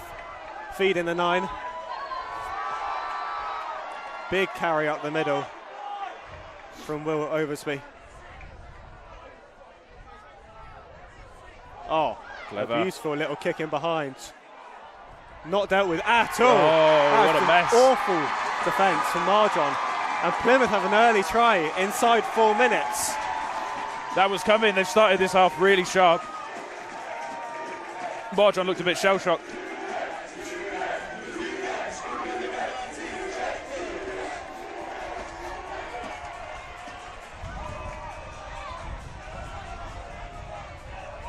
A brilliant line-out move that took all the forwards out of the game. A big piercing line from Will Oversby through the middle. Put the Marjon defence on the back foot, and then a lovely little kick in behind from fly half Henry Burke that was just not dealt with at all by Marjon. And a very, very early score here from Plymouth University. Really showing a lot of intent in the opening couple of minutes of the game.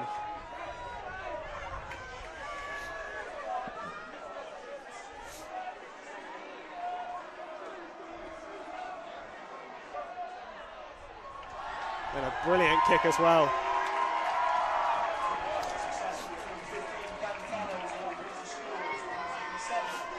As the vice captain Ben Fallows with a brilliant conversion there.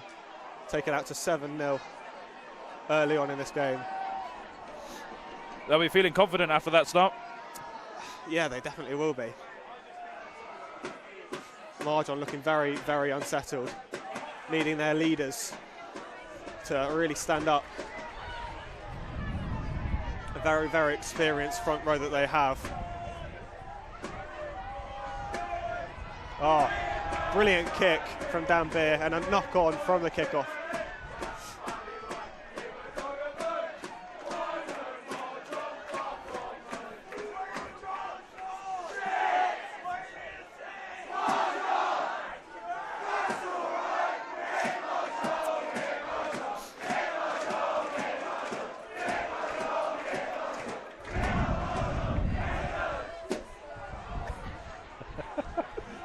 A party atmosphere in the Uni stand, you could say. Might be reaching a bit, but they might hate Marjon. You think? I'm sure they'll explain that to us later on. Yeah. Oh. A knock on from Dan Beer. Not looking on the same page as anyone else on his back line. And yet another opportunity to attack. Gone. Disappeared. Yet to put us really any phases together. Yeah. And if I were to guess, I'd say that this is going to go through the hands of the 12, and he's going to put a big dent in that Marjon midfield. He started well. Looks a keen runner, he does. Yeah.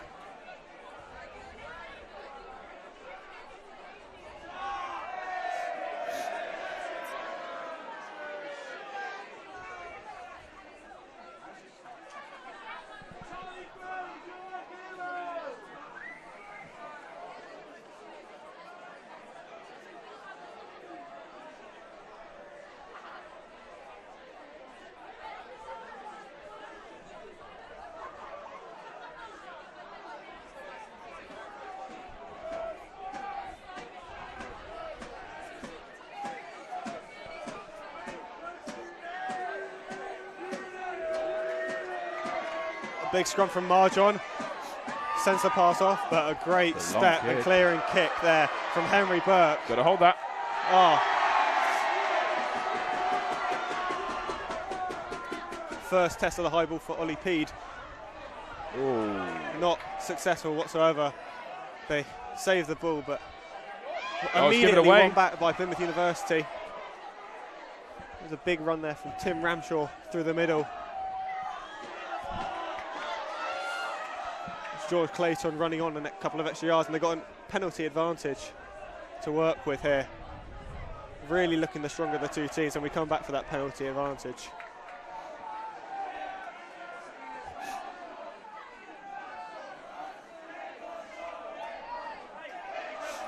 Once again, Plymouth University supporters showing their views on Marjon University.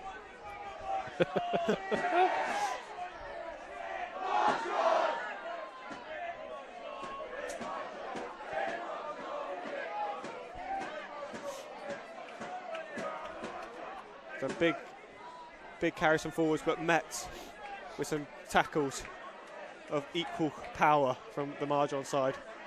No ground made in this opening 3 phases, but yet another big run from Tim Ramshaw. Looks a brute of a ball carrier. And yet another penalty. This penalty count is racking up really quickly for Marjon. Quickly taken. One back. And yet another penalty count. That will be a yellow card. It will be, there we go. That had to be. Cynical play from Marjon. They've got to ride out this pressure somehow. Yeah. And I believe from the looks of it, that is Finn du Plessis with an early yellow card. Who will be missed for the next 10 minutes. One more pass would do it, and they've got it out for a brilliant offload, bouncing off tackles on that far touchline.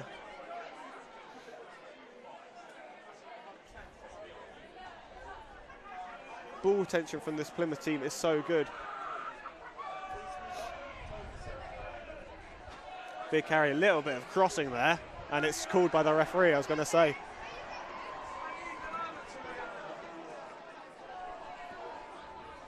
That is an opportunity for Marjon to slow it down, take their time. It's on in the bin, there's no need to keep going at the tempo that Plymouth are going at this early into the game.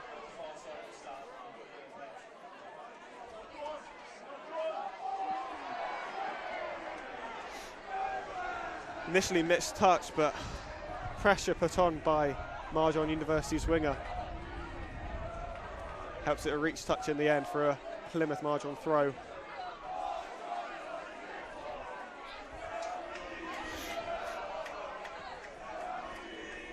A few more choice words from the Plymouth end, Ulia Plymouth end. To be expected on a night like tonight, though.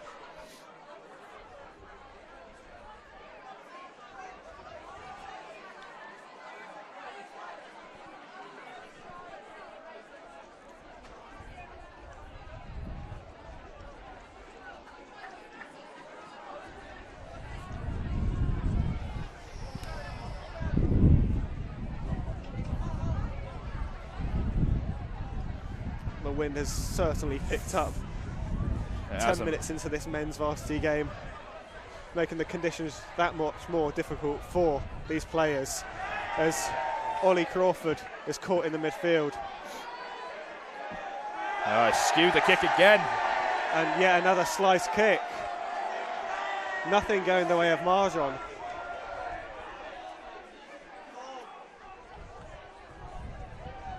Really causing their own mistakes here, and it puts piling the pressure on themselves, especially when they're down one man during du Plessis' sin bin.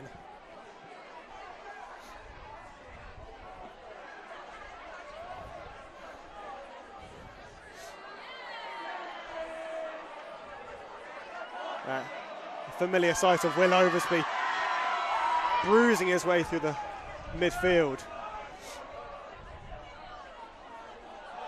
That's a lovely move. Beautiful play. It's got to be 2. As Emil Lerut with a try. I mean, set up by Henry Burke.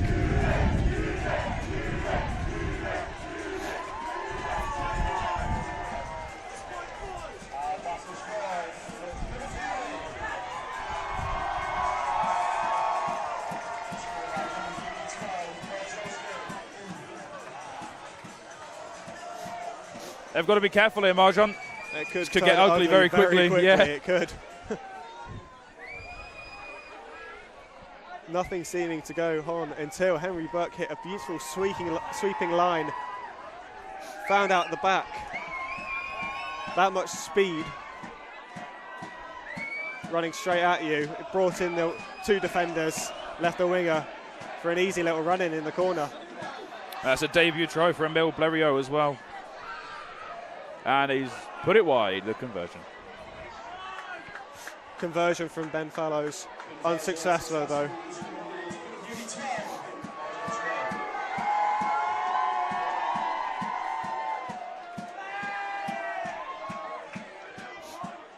I think they take even a bit of time in the Uni of Plymouth half, Marjon here. They've been completely pinned back this first 13 minutes. They have been. They have laid zero groundworks of their own through the first 13 minutes. Oh, a nasty looking challenge in the air, but caused by his own teammate. So the play goes on through Marjon's captain, Jack Jones.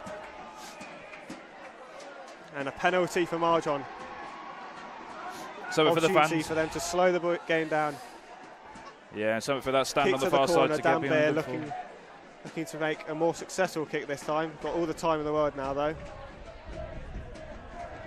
Not the case though. Don't know what is going on with the boot of Dan Bear.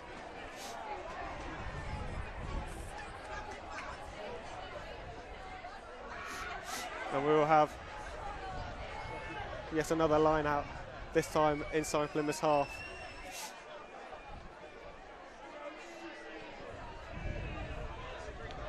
Nerves definitely playing a factor early into this game. Yeah, 100%.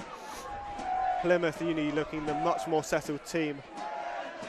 Looking like they understand the game plan a lot better. But line out one by Marjon. Dan Bear latching onto the loose ball.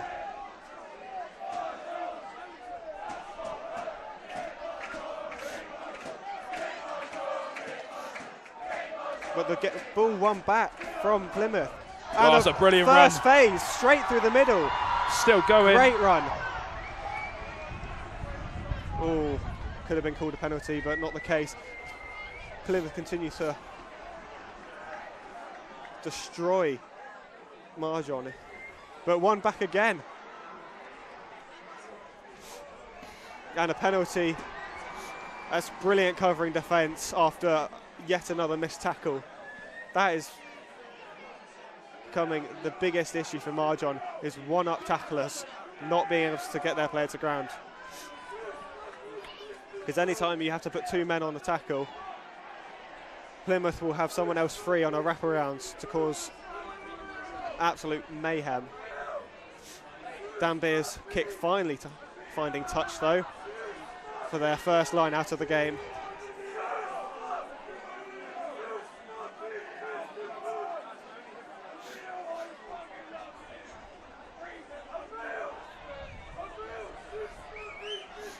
Line out successful. Well taken. Big pickup for Dan Beer, finding the inside we've got 2 runner. balls on the pitch.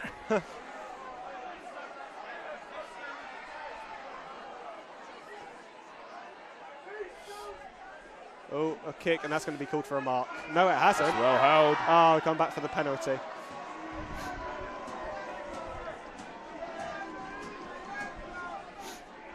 Slowly settling on the ball a bit here, Marjon. A little bit. They just do look like they don't have a bit of a lost identity. Whereas you always know when Plymouth have the ball what they're going to do with it. I mean, from up here, I know that first phase is usually going to go through the big ball carrying 12, and then they're going to find some forwards and then go through their speedy backs and make a bit of ground. Whereas I have no idea the intention of this Marjon team. Well, we're coming up 20 minutes now. We've hardly seen them have the ball. In desperate need of some decent phase play as the maul gets rumbling, but into touch. As Owen McLeod thought he found a pocket of space, but no, not to be. We'll have another line out. And yes, again, Marjon failing to put together any sort of phases.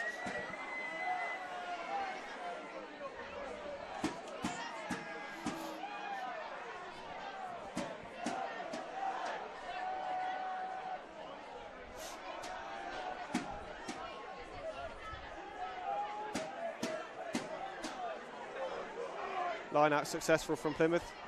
Get the maul driving a bit, and again through the 12. And he's making ground. Why wouldn't you give it to him when he's running like this?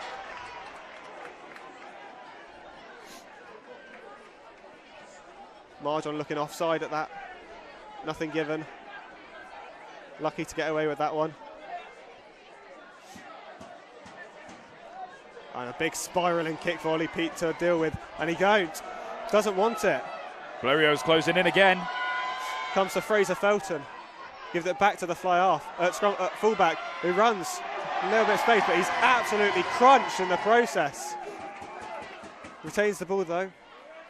There's Dan Beer again. Nothing there. So big challenges.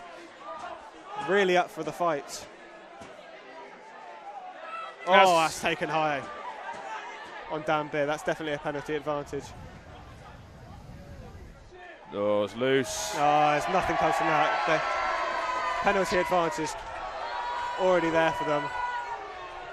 Bit of afters. What to expect in a varsity game. We come back for that penalty for a high shot.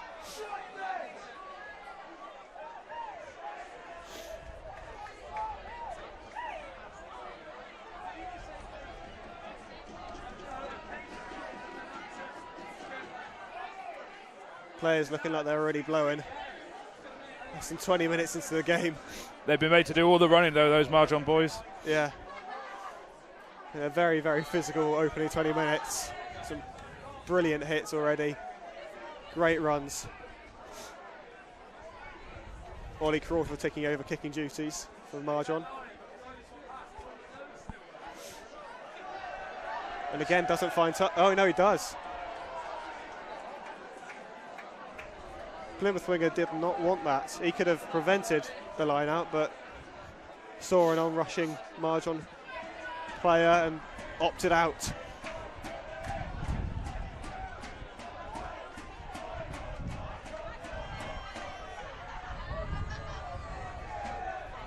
Another throw for Ollie Bourne.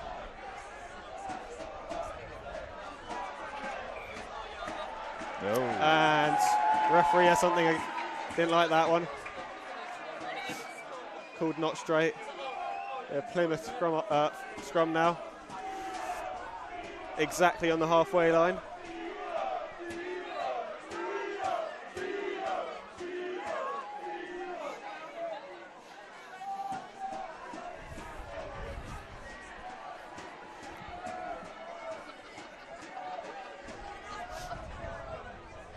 Let's see how Marjon fare in this scrum, down one player. It's a big loss. It's definitely been telling since they lost Duplessis. Oh, still managing to put on a bit of a shove. Still clean ball as the Plymouth boys get running. Oh, and it's just lovely, like through butter.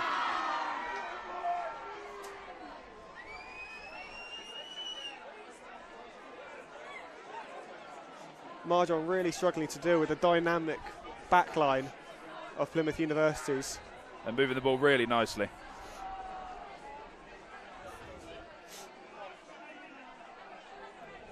Oh. Charlie Groves filling in at first receiver, getting the move started. An audacious attempted offload out the back. Still finding the Plymouth hands. Everything was working for them. A big run again from Cameron Simpson that time. And they're marching up, looking for their third try inside 23 minutes.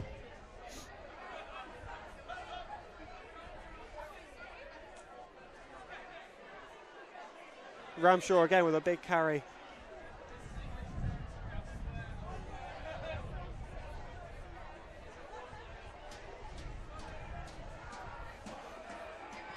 And a penalty, brilliant scramble defence there from Marjon. winning a penalty less than 5 metres out from their own try line. Did really well to hold that off there. They really need to address this fronting up tacklers issue though, because as fatigue kicks in, that's only going to get worse. And it's got to kick it early as well. Yeah. The amount of ground they're having to cover. Yeah, physio on the pitch for a couple of minutes. They'll take the break, I think. Yeah.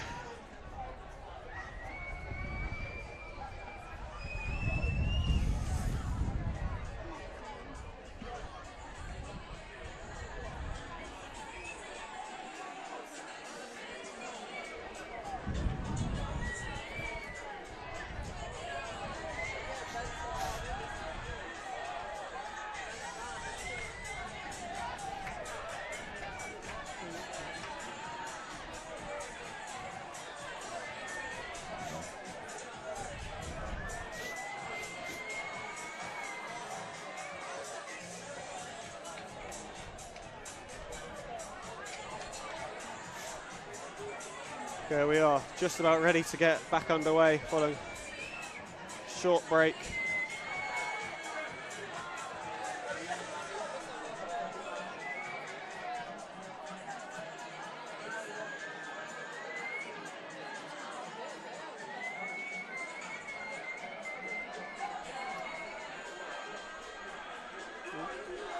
Not a clue what's going on here. Is this an early substitution from Marjon?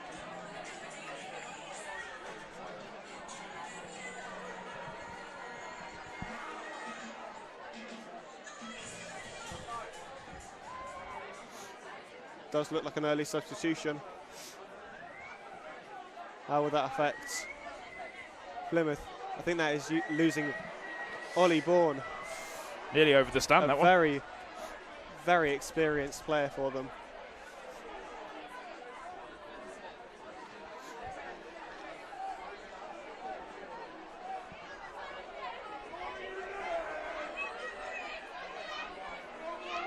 Yeah, that is Ollie Bourne going off because prop and captain Jack Jones is now throwing in at the line out.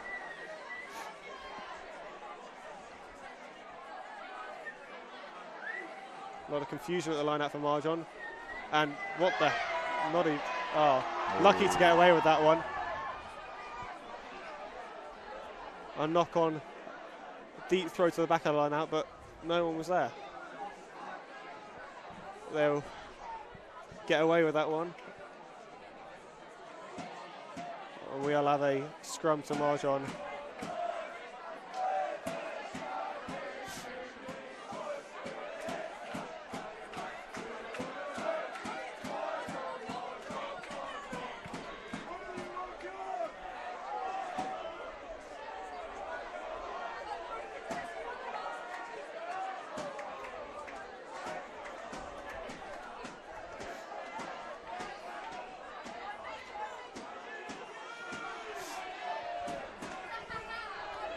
Oh, bit of afters after that scrum. Oh, a lovely little punch thrown from Plymouth University's players.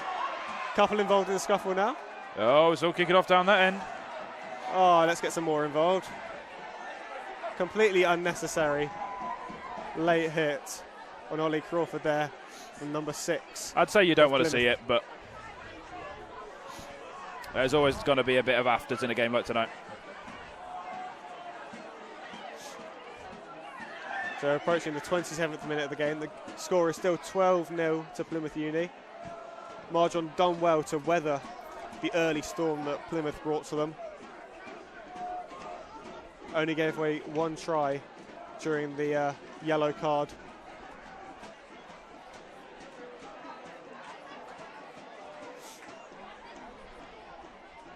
Both teams needing to be reminded that this is rugby, not boxing.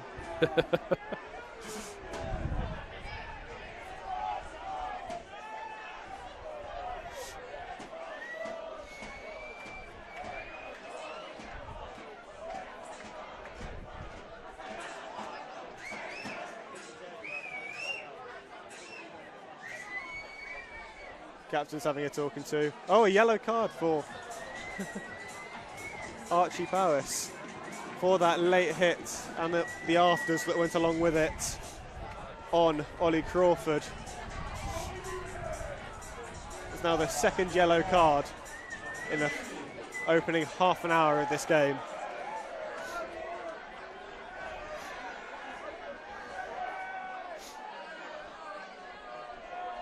As Marjon take this quickly, going through their hands, looking to find some space. Oh, whoa. Big run, but a tackle to match.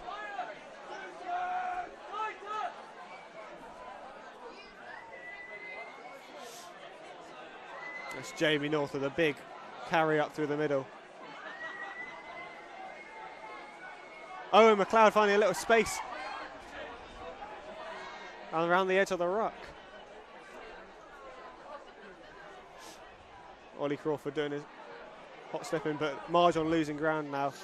Really needing it to hit that reset button before they give away a penalty. And a charge down kick, that's not going to help at all. Regathered by Marjon though.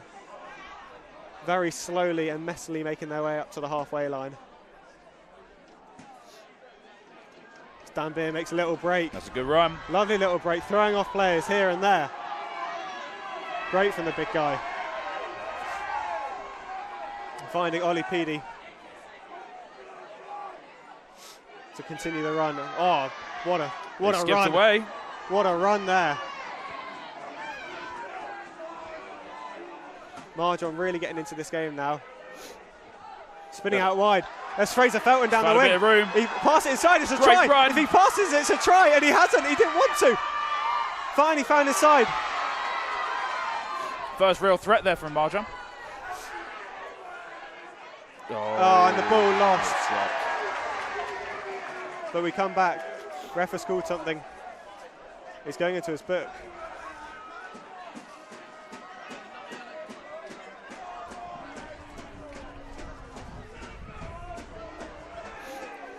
Can only apologise for the Oompa Loompa obstructing your view. There's a lot of them. Another in the bin? I think that is another in the bin for Plymouth University. Down to 13 for this, for the next 8 minutes or so. That is number 4, Tim Ramshaw, found himself sitting nicely in the bin. He'll get a breather at least. He's done lots of running in the opening half an hour.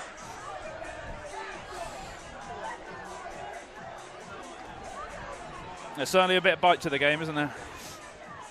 Fraser Felton with a lovely little dart down the wing, but possibly didn't see the 2 teammates he had on his inside. As Ollie Crawford finds touch. Set long. That one hit the bar, didn't it? Oh, he didn't hit the beer, did it? There's a lot of Oompa Loompas will be disappointed about that.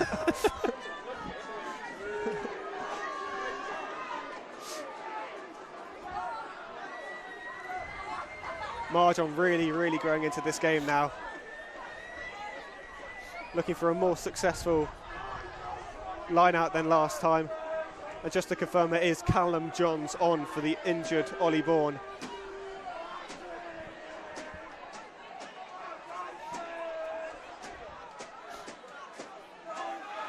With Jamie North now coming off for Drew Bowden. I believe this is his first ever varsity game. Soaking in the atmosphere. Yeah, big 50 minutes for him in the tank. Found Toby Hoskin at the top of the line out. Beautiful throw from Jones as they get them all driving. Oh, and he goes, he takes it himself, throwing off people here and there. Keep your shirt on, mate. Found out the back to Dan Beer. Someone's rushed out of line. Big wide pass to Ollie Pete. Marjon making ground, could have done a lot more with that opportunity, but a penalty against them. Straight over the top of the ruck. And Plymouth now have the opportunity to clear their lines. Rode out that first little spell of pressure from Marjon well. Yeah, they look like they were getting somewhere. One mistake, it's all it takes.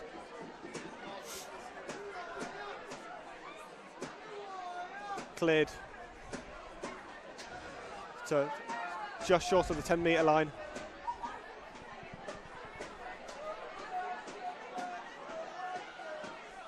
going to be a difficult phase of play attacking with only 13 on the pitch. Yeah. But with some of the attacking play that we've seen from them and lines, I would not be surprised if they're able to still make yardage. Here it goes to a big Will Oversby again. Always wanting to take it up on first play. But the ball won back from Marjon, flooding in at that first ruck. And a penalty given away. Counter ruck came in, Danbeer panicked that the ball was going to be stripped, passing the ball off the floor. Silly penalty to give away, and they can clear their lines yet again. And a brilliant kick as well. That's made a lot of ground, that kick. Just outside the 22 now for Plymouth University. With 2 men off the pitch, they'll be quite happy seeing this out. Yeah, till half time, I think. Doesn't look like they've been missed as much as they should have. Yeah. But down to errors made by Marjon. Messy win at the line out for Plymouth, but doesn't matter because they got it. And back to Will Oversby against Show and Go to get past 2. Man is an absolute giant. Taken down, last ditch tackle from Ollie Peed. A kick in behind, deflected back into the arms of Marjon, but going to be driven into touch or held up. Arno managed to scrape back. They have to attack from from behind their own post now. Great ground made on first phase by Jack Jones.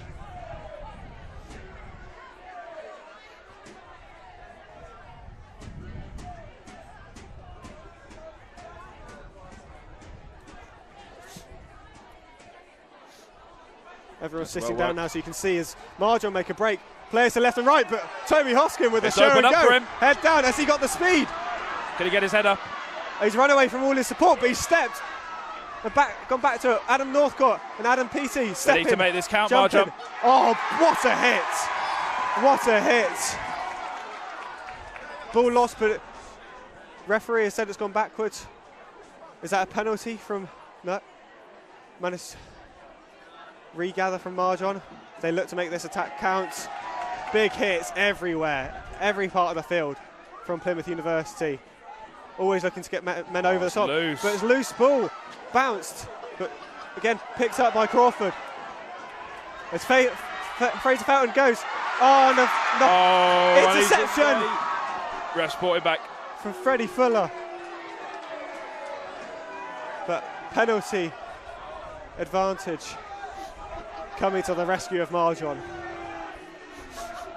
Expect to kick this one to the corner. The amount of times that they had opportunities to kick to the posts, yeah, make this a lot of definitely a closer game. Marjon finally growing into the game though, showing their intent. Most likely kick this to the corner and get a driving maul set up. Yeah, absolutely.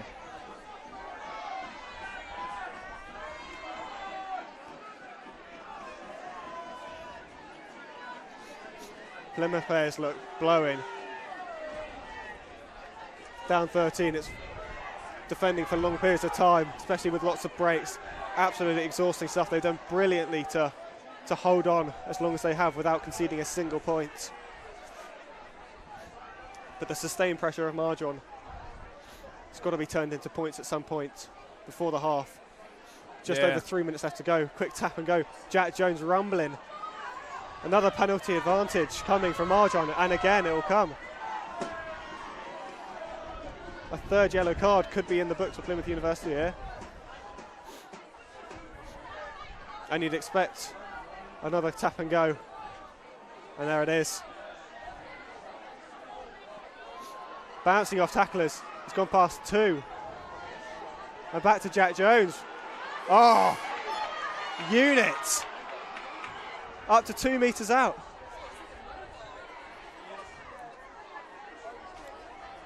They need to make this count here, Marjon. Yeah. Opportunity to go wide. No, the 9 saw an opportunity to go. Callum Johns driving. Held up though. He's got to get his knees to ground. And he has. An opportunity to go wide. Spin it all the way wide. Fraser Gotta Felton be. find his way into the corner. What a finish. What a finish from Fraser Felton in the corner. This is his 4th varsity. He's made 36 caps for Marjon, making it show with a very, very experienced diving in the corner. Greeted Finally with getting there, cheers. getting some points on the board. 2 minutes out from half time. Very, very difficult kick here, however, for Dan Beer. Our very own Jack Coleman as the ball, as the T man.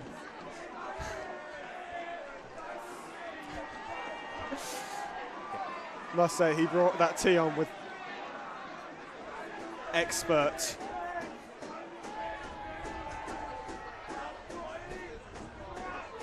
Very, very challenging kick here, however, for Dan Beer.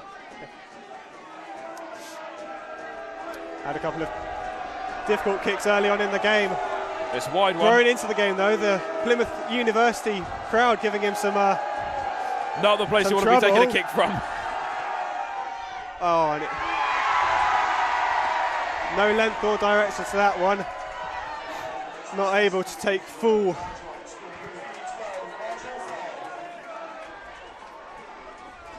points of that try from Fraser Felton in the corner. But still, just before half time, Marjon really growing into the game, able to get some points on the board. Make use of this time that they got numbers up as well. With Tim Ramshaw still in the bin. Another kick-off though that Marjon don't deal with. It ends up going all the way dead. So it's not the worst case scenario for them, but still they have not fielded a single kick-off cleanly in the opening half. But we will restart. This will be last play of the game. We'll restart with the scrum, middle of the pitch, attacking ball, an opportunity potentially to tie the game up at half time. Be a massive win for Marjon to go into the break.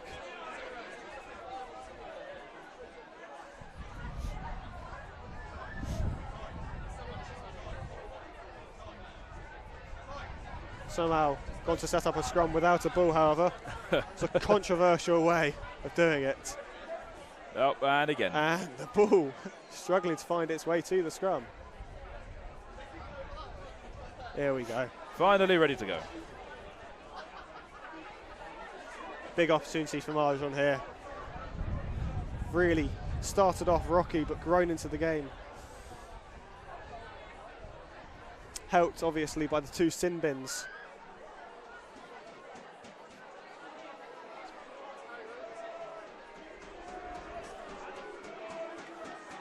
Dan Beer has it now, taking the ball to the line. Strong run. A penalty, not rolling away. And Marjon will have another go, taken quickly by Ollie McLeod. As Harry West with a big carry up the middle. Making yards with every single carry now. And again, that looks like Harry West. Second carry in under a minute. Well, it's dropped, and that is a cheap way. Ball knocked on, opportunity for Plymouth.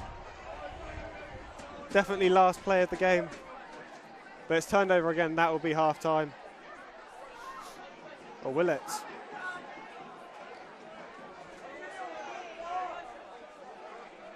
Says 42 minutes on the clock, but whether or not that takes into account stoppages for injuries.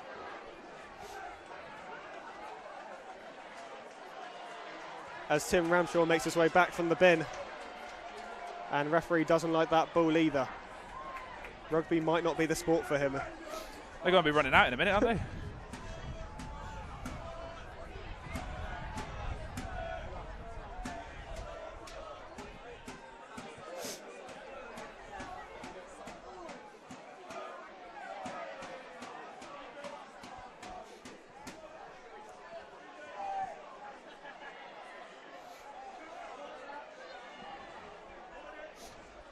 Slight delay for this scrum with yet another ball change.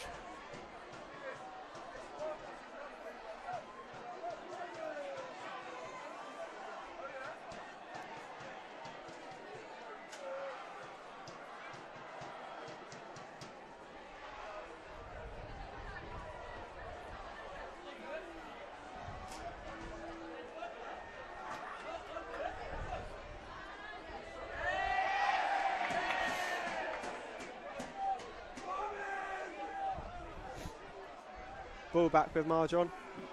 Really scruffy looking play at the moment.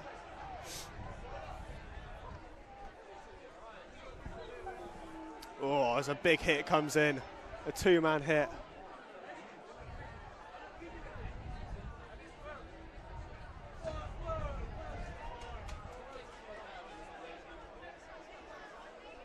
It's the lively Owen McLeod.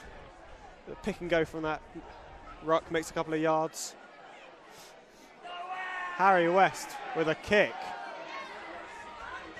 which is returned into a lot more open field. Ollie Peed got to deal with this. He's gone back a long way. He's going to run with it. No, he's not. Zone. And that will see us into half time. That kick off the field from Ollie Peed.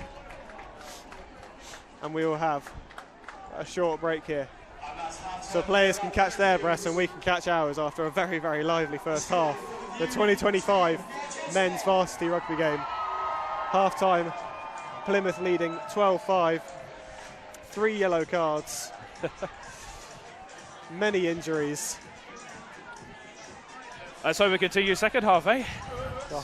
Been a lively game.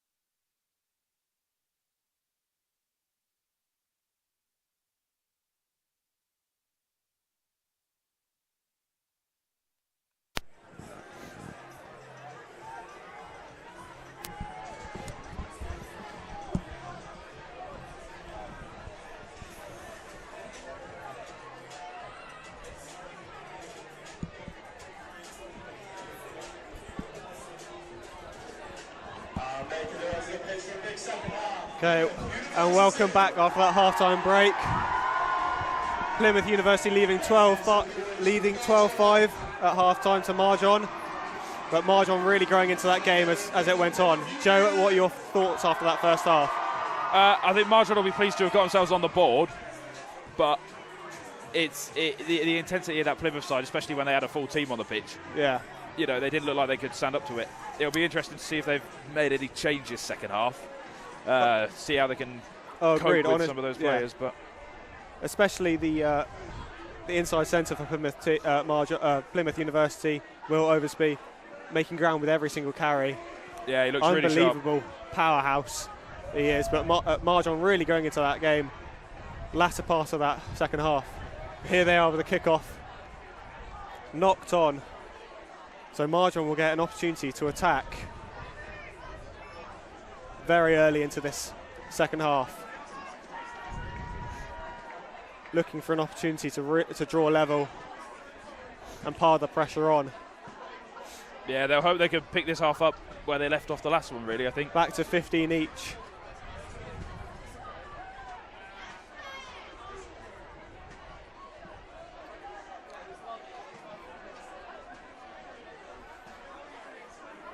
The scrum looking really, really even thus far in this game.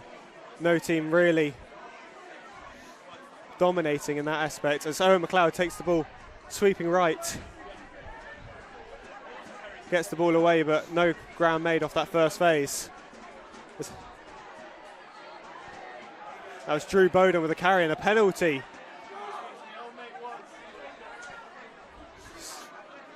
Just outside the 22, centre of the field for Marjon. First attempt at goal of Varsity. I like this as a decision. What do you think, Joe?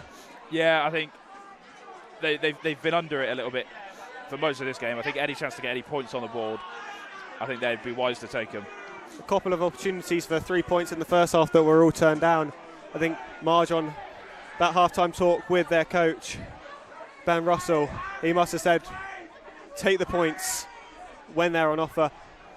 Usually these varsity games are a lot more high scoring than this, but it just goes to show the level of defence on both sides of the field. Penalty count's been high as well, so they won't be short of opportunities for it. Now Marjon really seeing the boots of Dan Beer as an opportunity to get back level. As that dissects the posts. And there we go to 12-8. Still in favour of Plymouth University with Marjon creeping closer and closer. There's something in this for Marjon, I think. Last year was a blowout victory for Plymouth University. But over 50 points for this one. A lot closer. I think after the fast start they had, you feared it could be similar again, didn't you? But they've definitely done well to sort of shut that down. There must have been concerns in the Marjon camp early doors. As Charlie Teague has come on as a replacement for Marjon early in the second half. Plymouth will really be looking to get a score on the board as soon as they can. It's been all Marjon for about 20 minutes now.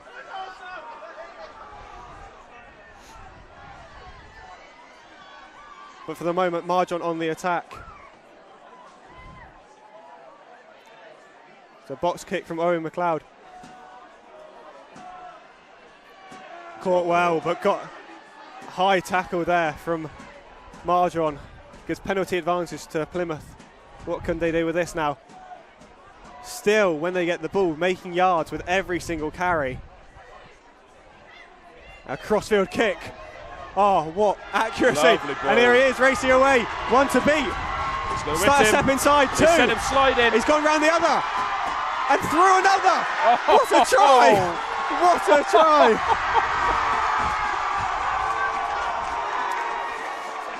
He made that look easy.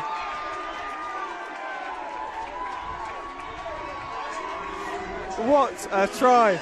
He made that look easy.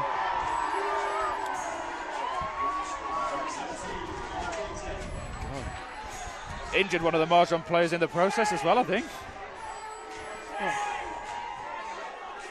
That was an unbelievable try. The accuracy of the kick. And then Munku just... I mean, that was an unbelievable try. It's come at a nice time for him as well. Step 3, went round another, ran through the last, and pretty much under the post to make it a relatively easy kick for fullback Ben Fallows. Straightforward. Yeah.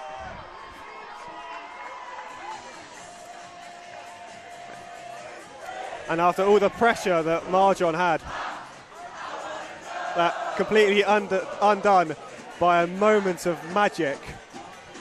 And the score is now 19-8. We said that they needed to get the next score. I wasn't expecting it to come in that form. No, not at all. It feels a bit tough on the Marjon lot, but again, that's the sort of quality that Plymouth has shown they have. I think they had to make that pressure count, and Plymouth rode it out well. And, you know, choice words from the Plymouth University fans. Don't know who they're talking to, but they don't like whoever it is. I think most of them in blue and green they don't really like. Plymouth University get another penalty advantage, a clearing kick. This will be called back for the penalty.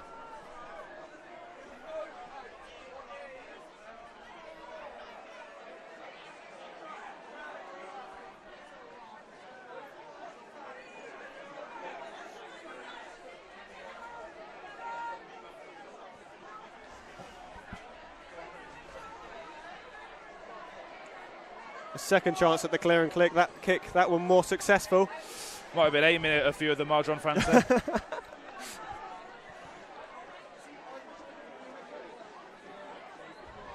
Line-outs going really successfully for Plymouth Uni thus far. And they make it 4 for 4. And another kick. They're looking for the same man. He's got it again. What can he do now? Charlie Teague doing the smart thing and showing him the inside. Whoa. Not letting him use his speed to get around again.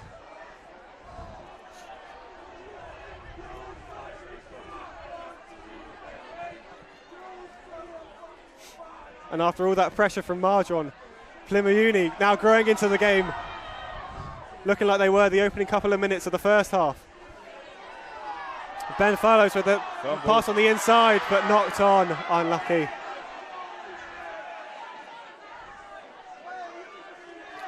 They're really playing with confidence now, throwing the ball around a lot. Looking like they're having a lot of fun out there. They look confident. And whereas end of the first half, Marjon, the pack were getting a bit lippy. They looked excited to be out there. Now there's a bit of a nervousness in the air. It's a good response from Uni. You know, Marjon were growing into it, and they've weathered the storm, and they've scored a ridiculous try. And now all of a sudden they look in control again.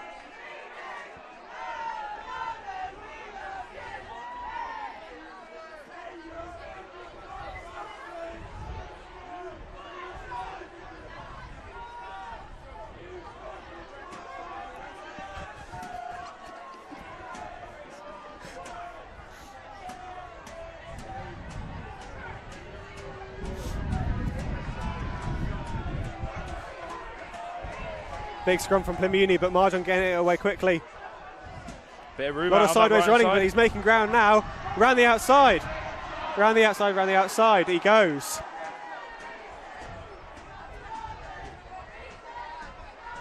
Penalty advantage. Big chunk of ground made up on that first phase.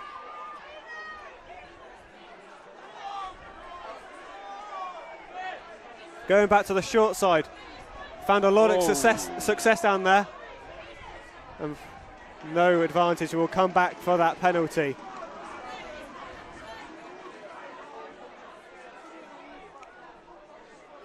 Great running there off first phase.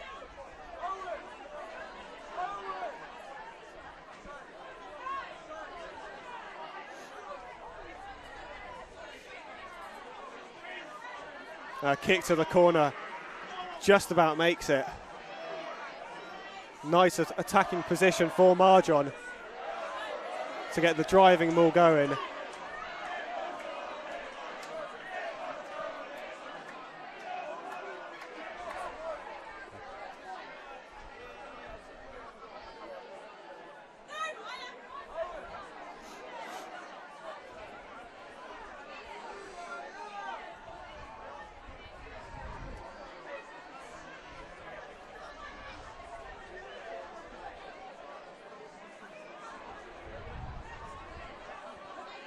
And the driving maul is in, not making much ground thus far, but a penalty advantage. So this is a free play. Bit of creativity can be used by the back line if it makes its way to them.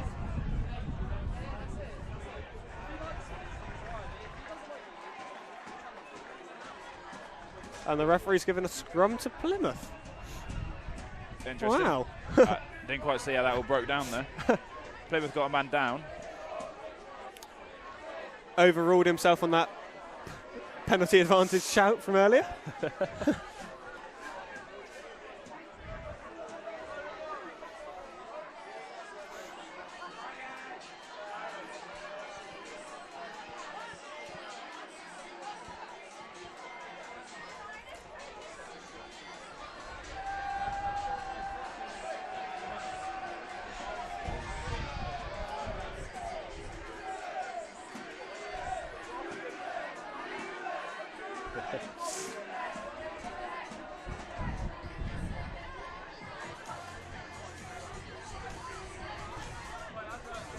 I think we have a Plymouth Marjon player down doing his shoelaces, taking a while to restart play. Might actually just be a boot change. Yeah, I think so. But Plymouth University scrum well inside their own 22. Got to protect this ball.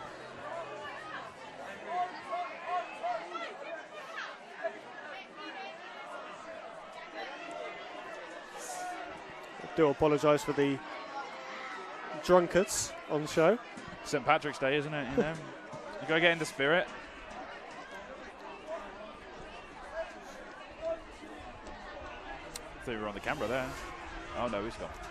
As Plymouth come, another big ball carry through the middle. How they start off almost every phase play, keeping Marjon.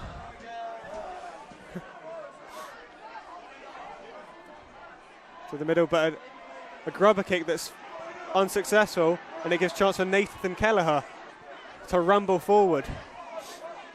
Brilliant attacking opportunity here, but lost again.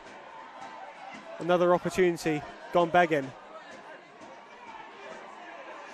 They're begging for it out on this left-hand side. Turned into a very, very scrappy game because Plymouth Marjon have got the ball back, passing out wide on the right-hand side of the field.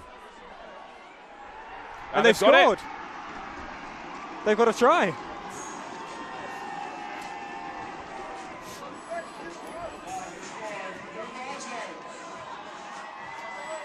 Another difficult conversion for Dan Beer.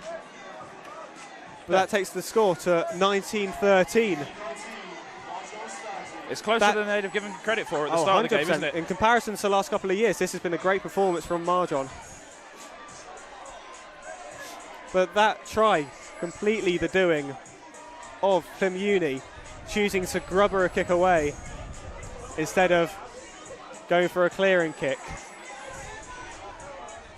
Let Marjon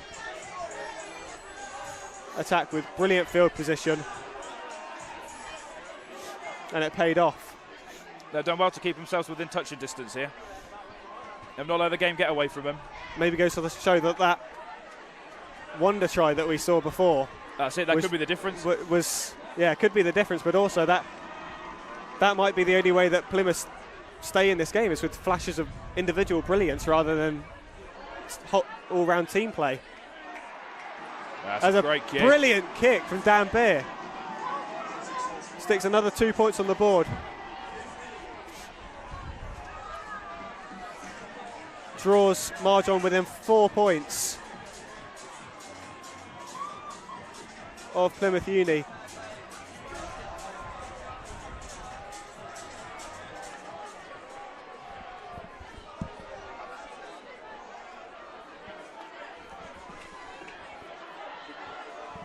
Back too slow. Okay.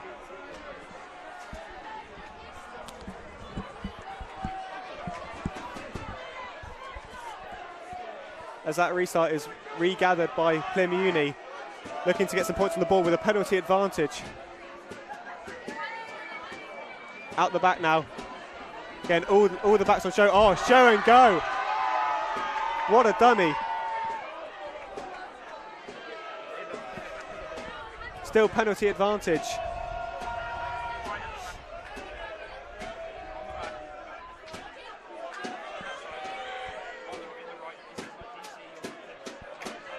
Plymouth cutting back in field. Being smashed, but 5 tacklers going in, but still making ground. And they come to this near touchline again. Ball retention has been brilliant. The danger man somehow making it past about 4 Marjon defenders. Still with a new penalty advantage. Need to keep it tight here after just scoring, Marjon. It's a poor throw. A mistake out the back.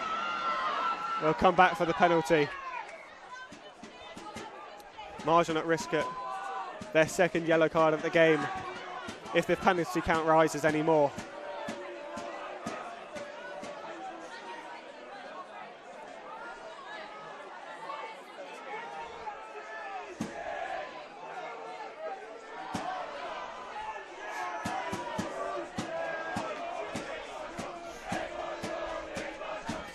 The Uni crowd doing their best to get behind their team.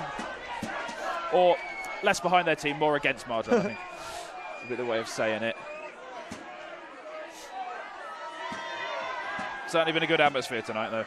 It has been a brilliant atmosphere on a chilly Monday night. They all The beer has been flowing. It has. Someone's found another drum. As the ball is kicked into the corner for an attacking line out to fight back almost immediately and get points on the board. Take this back out to a 2-score game.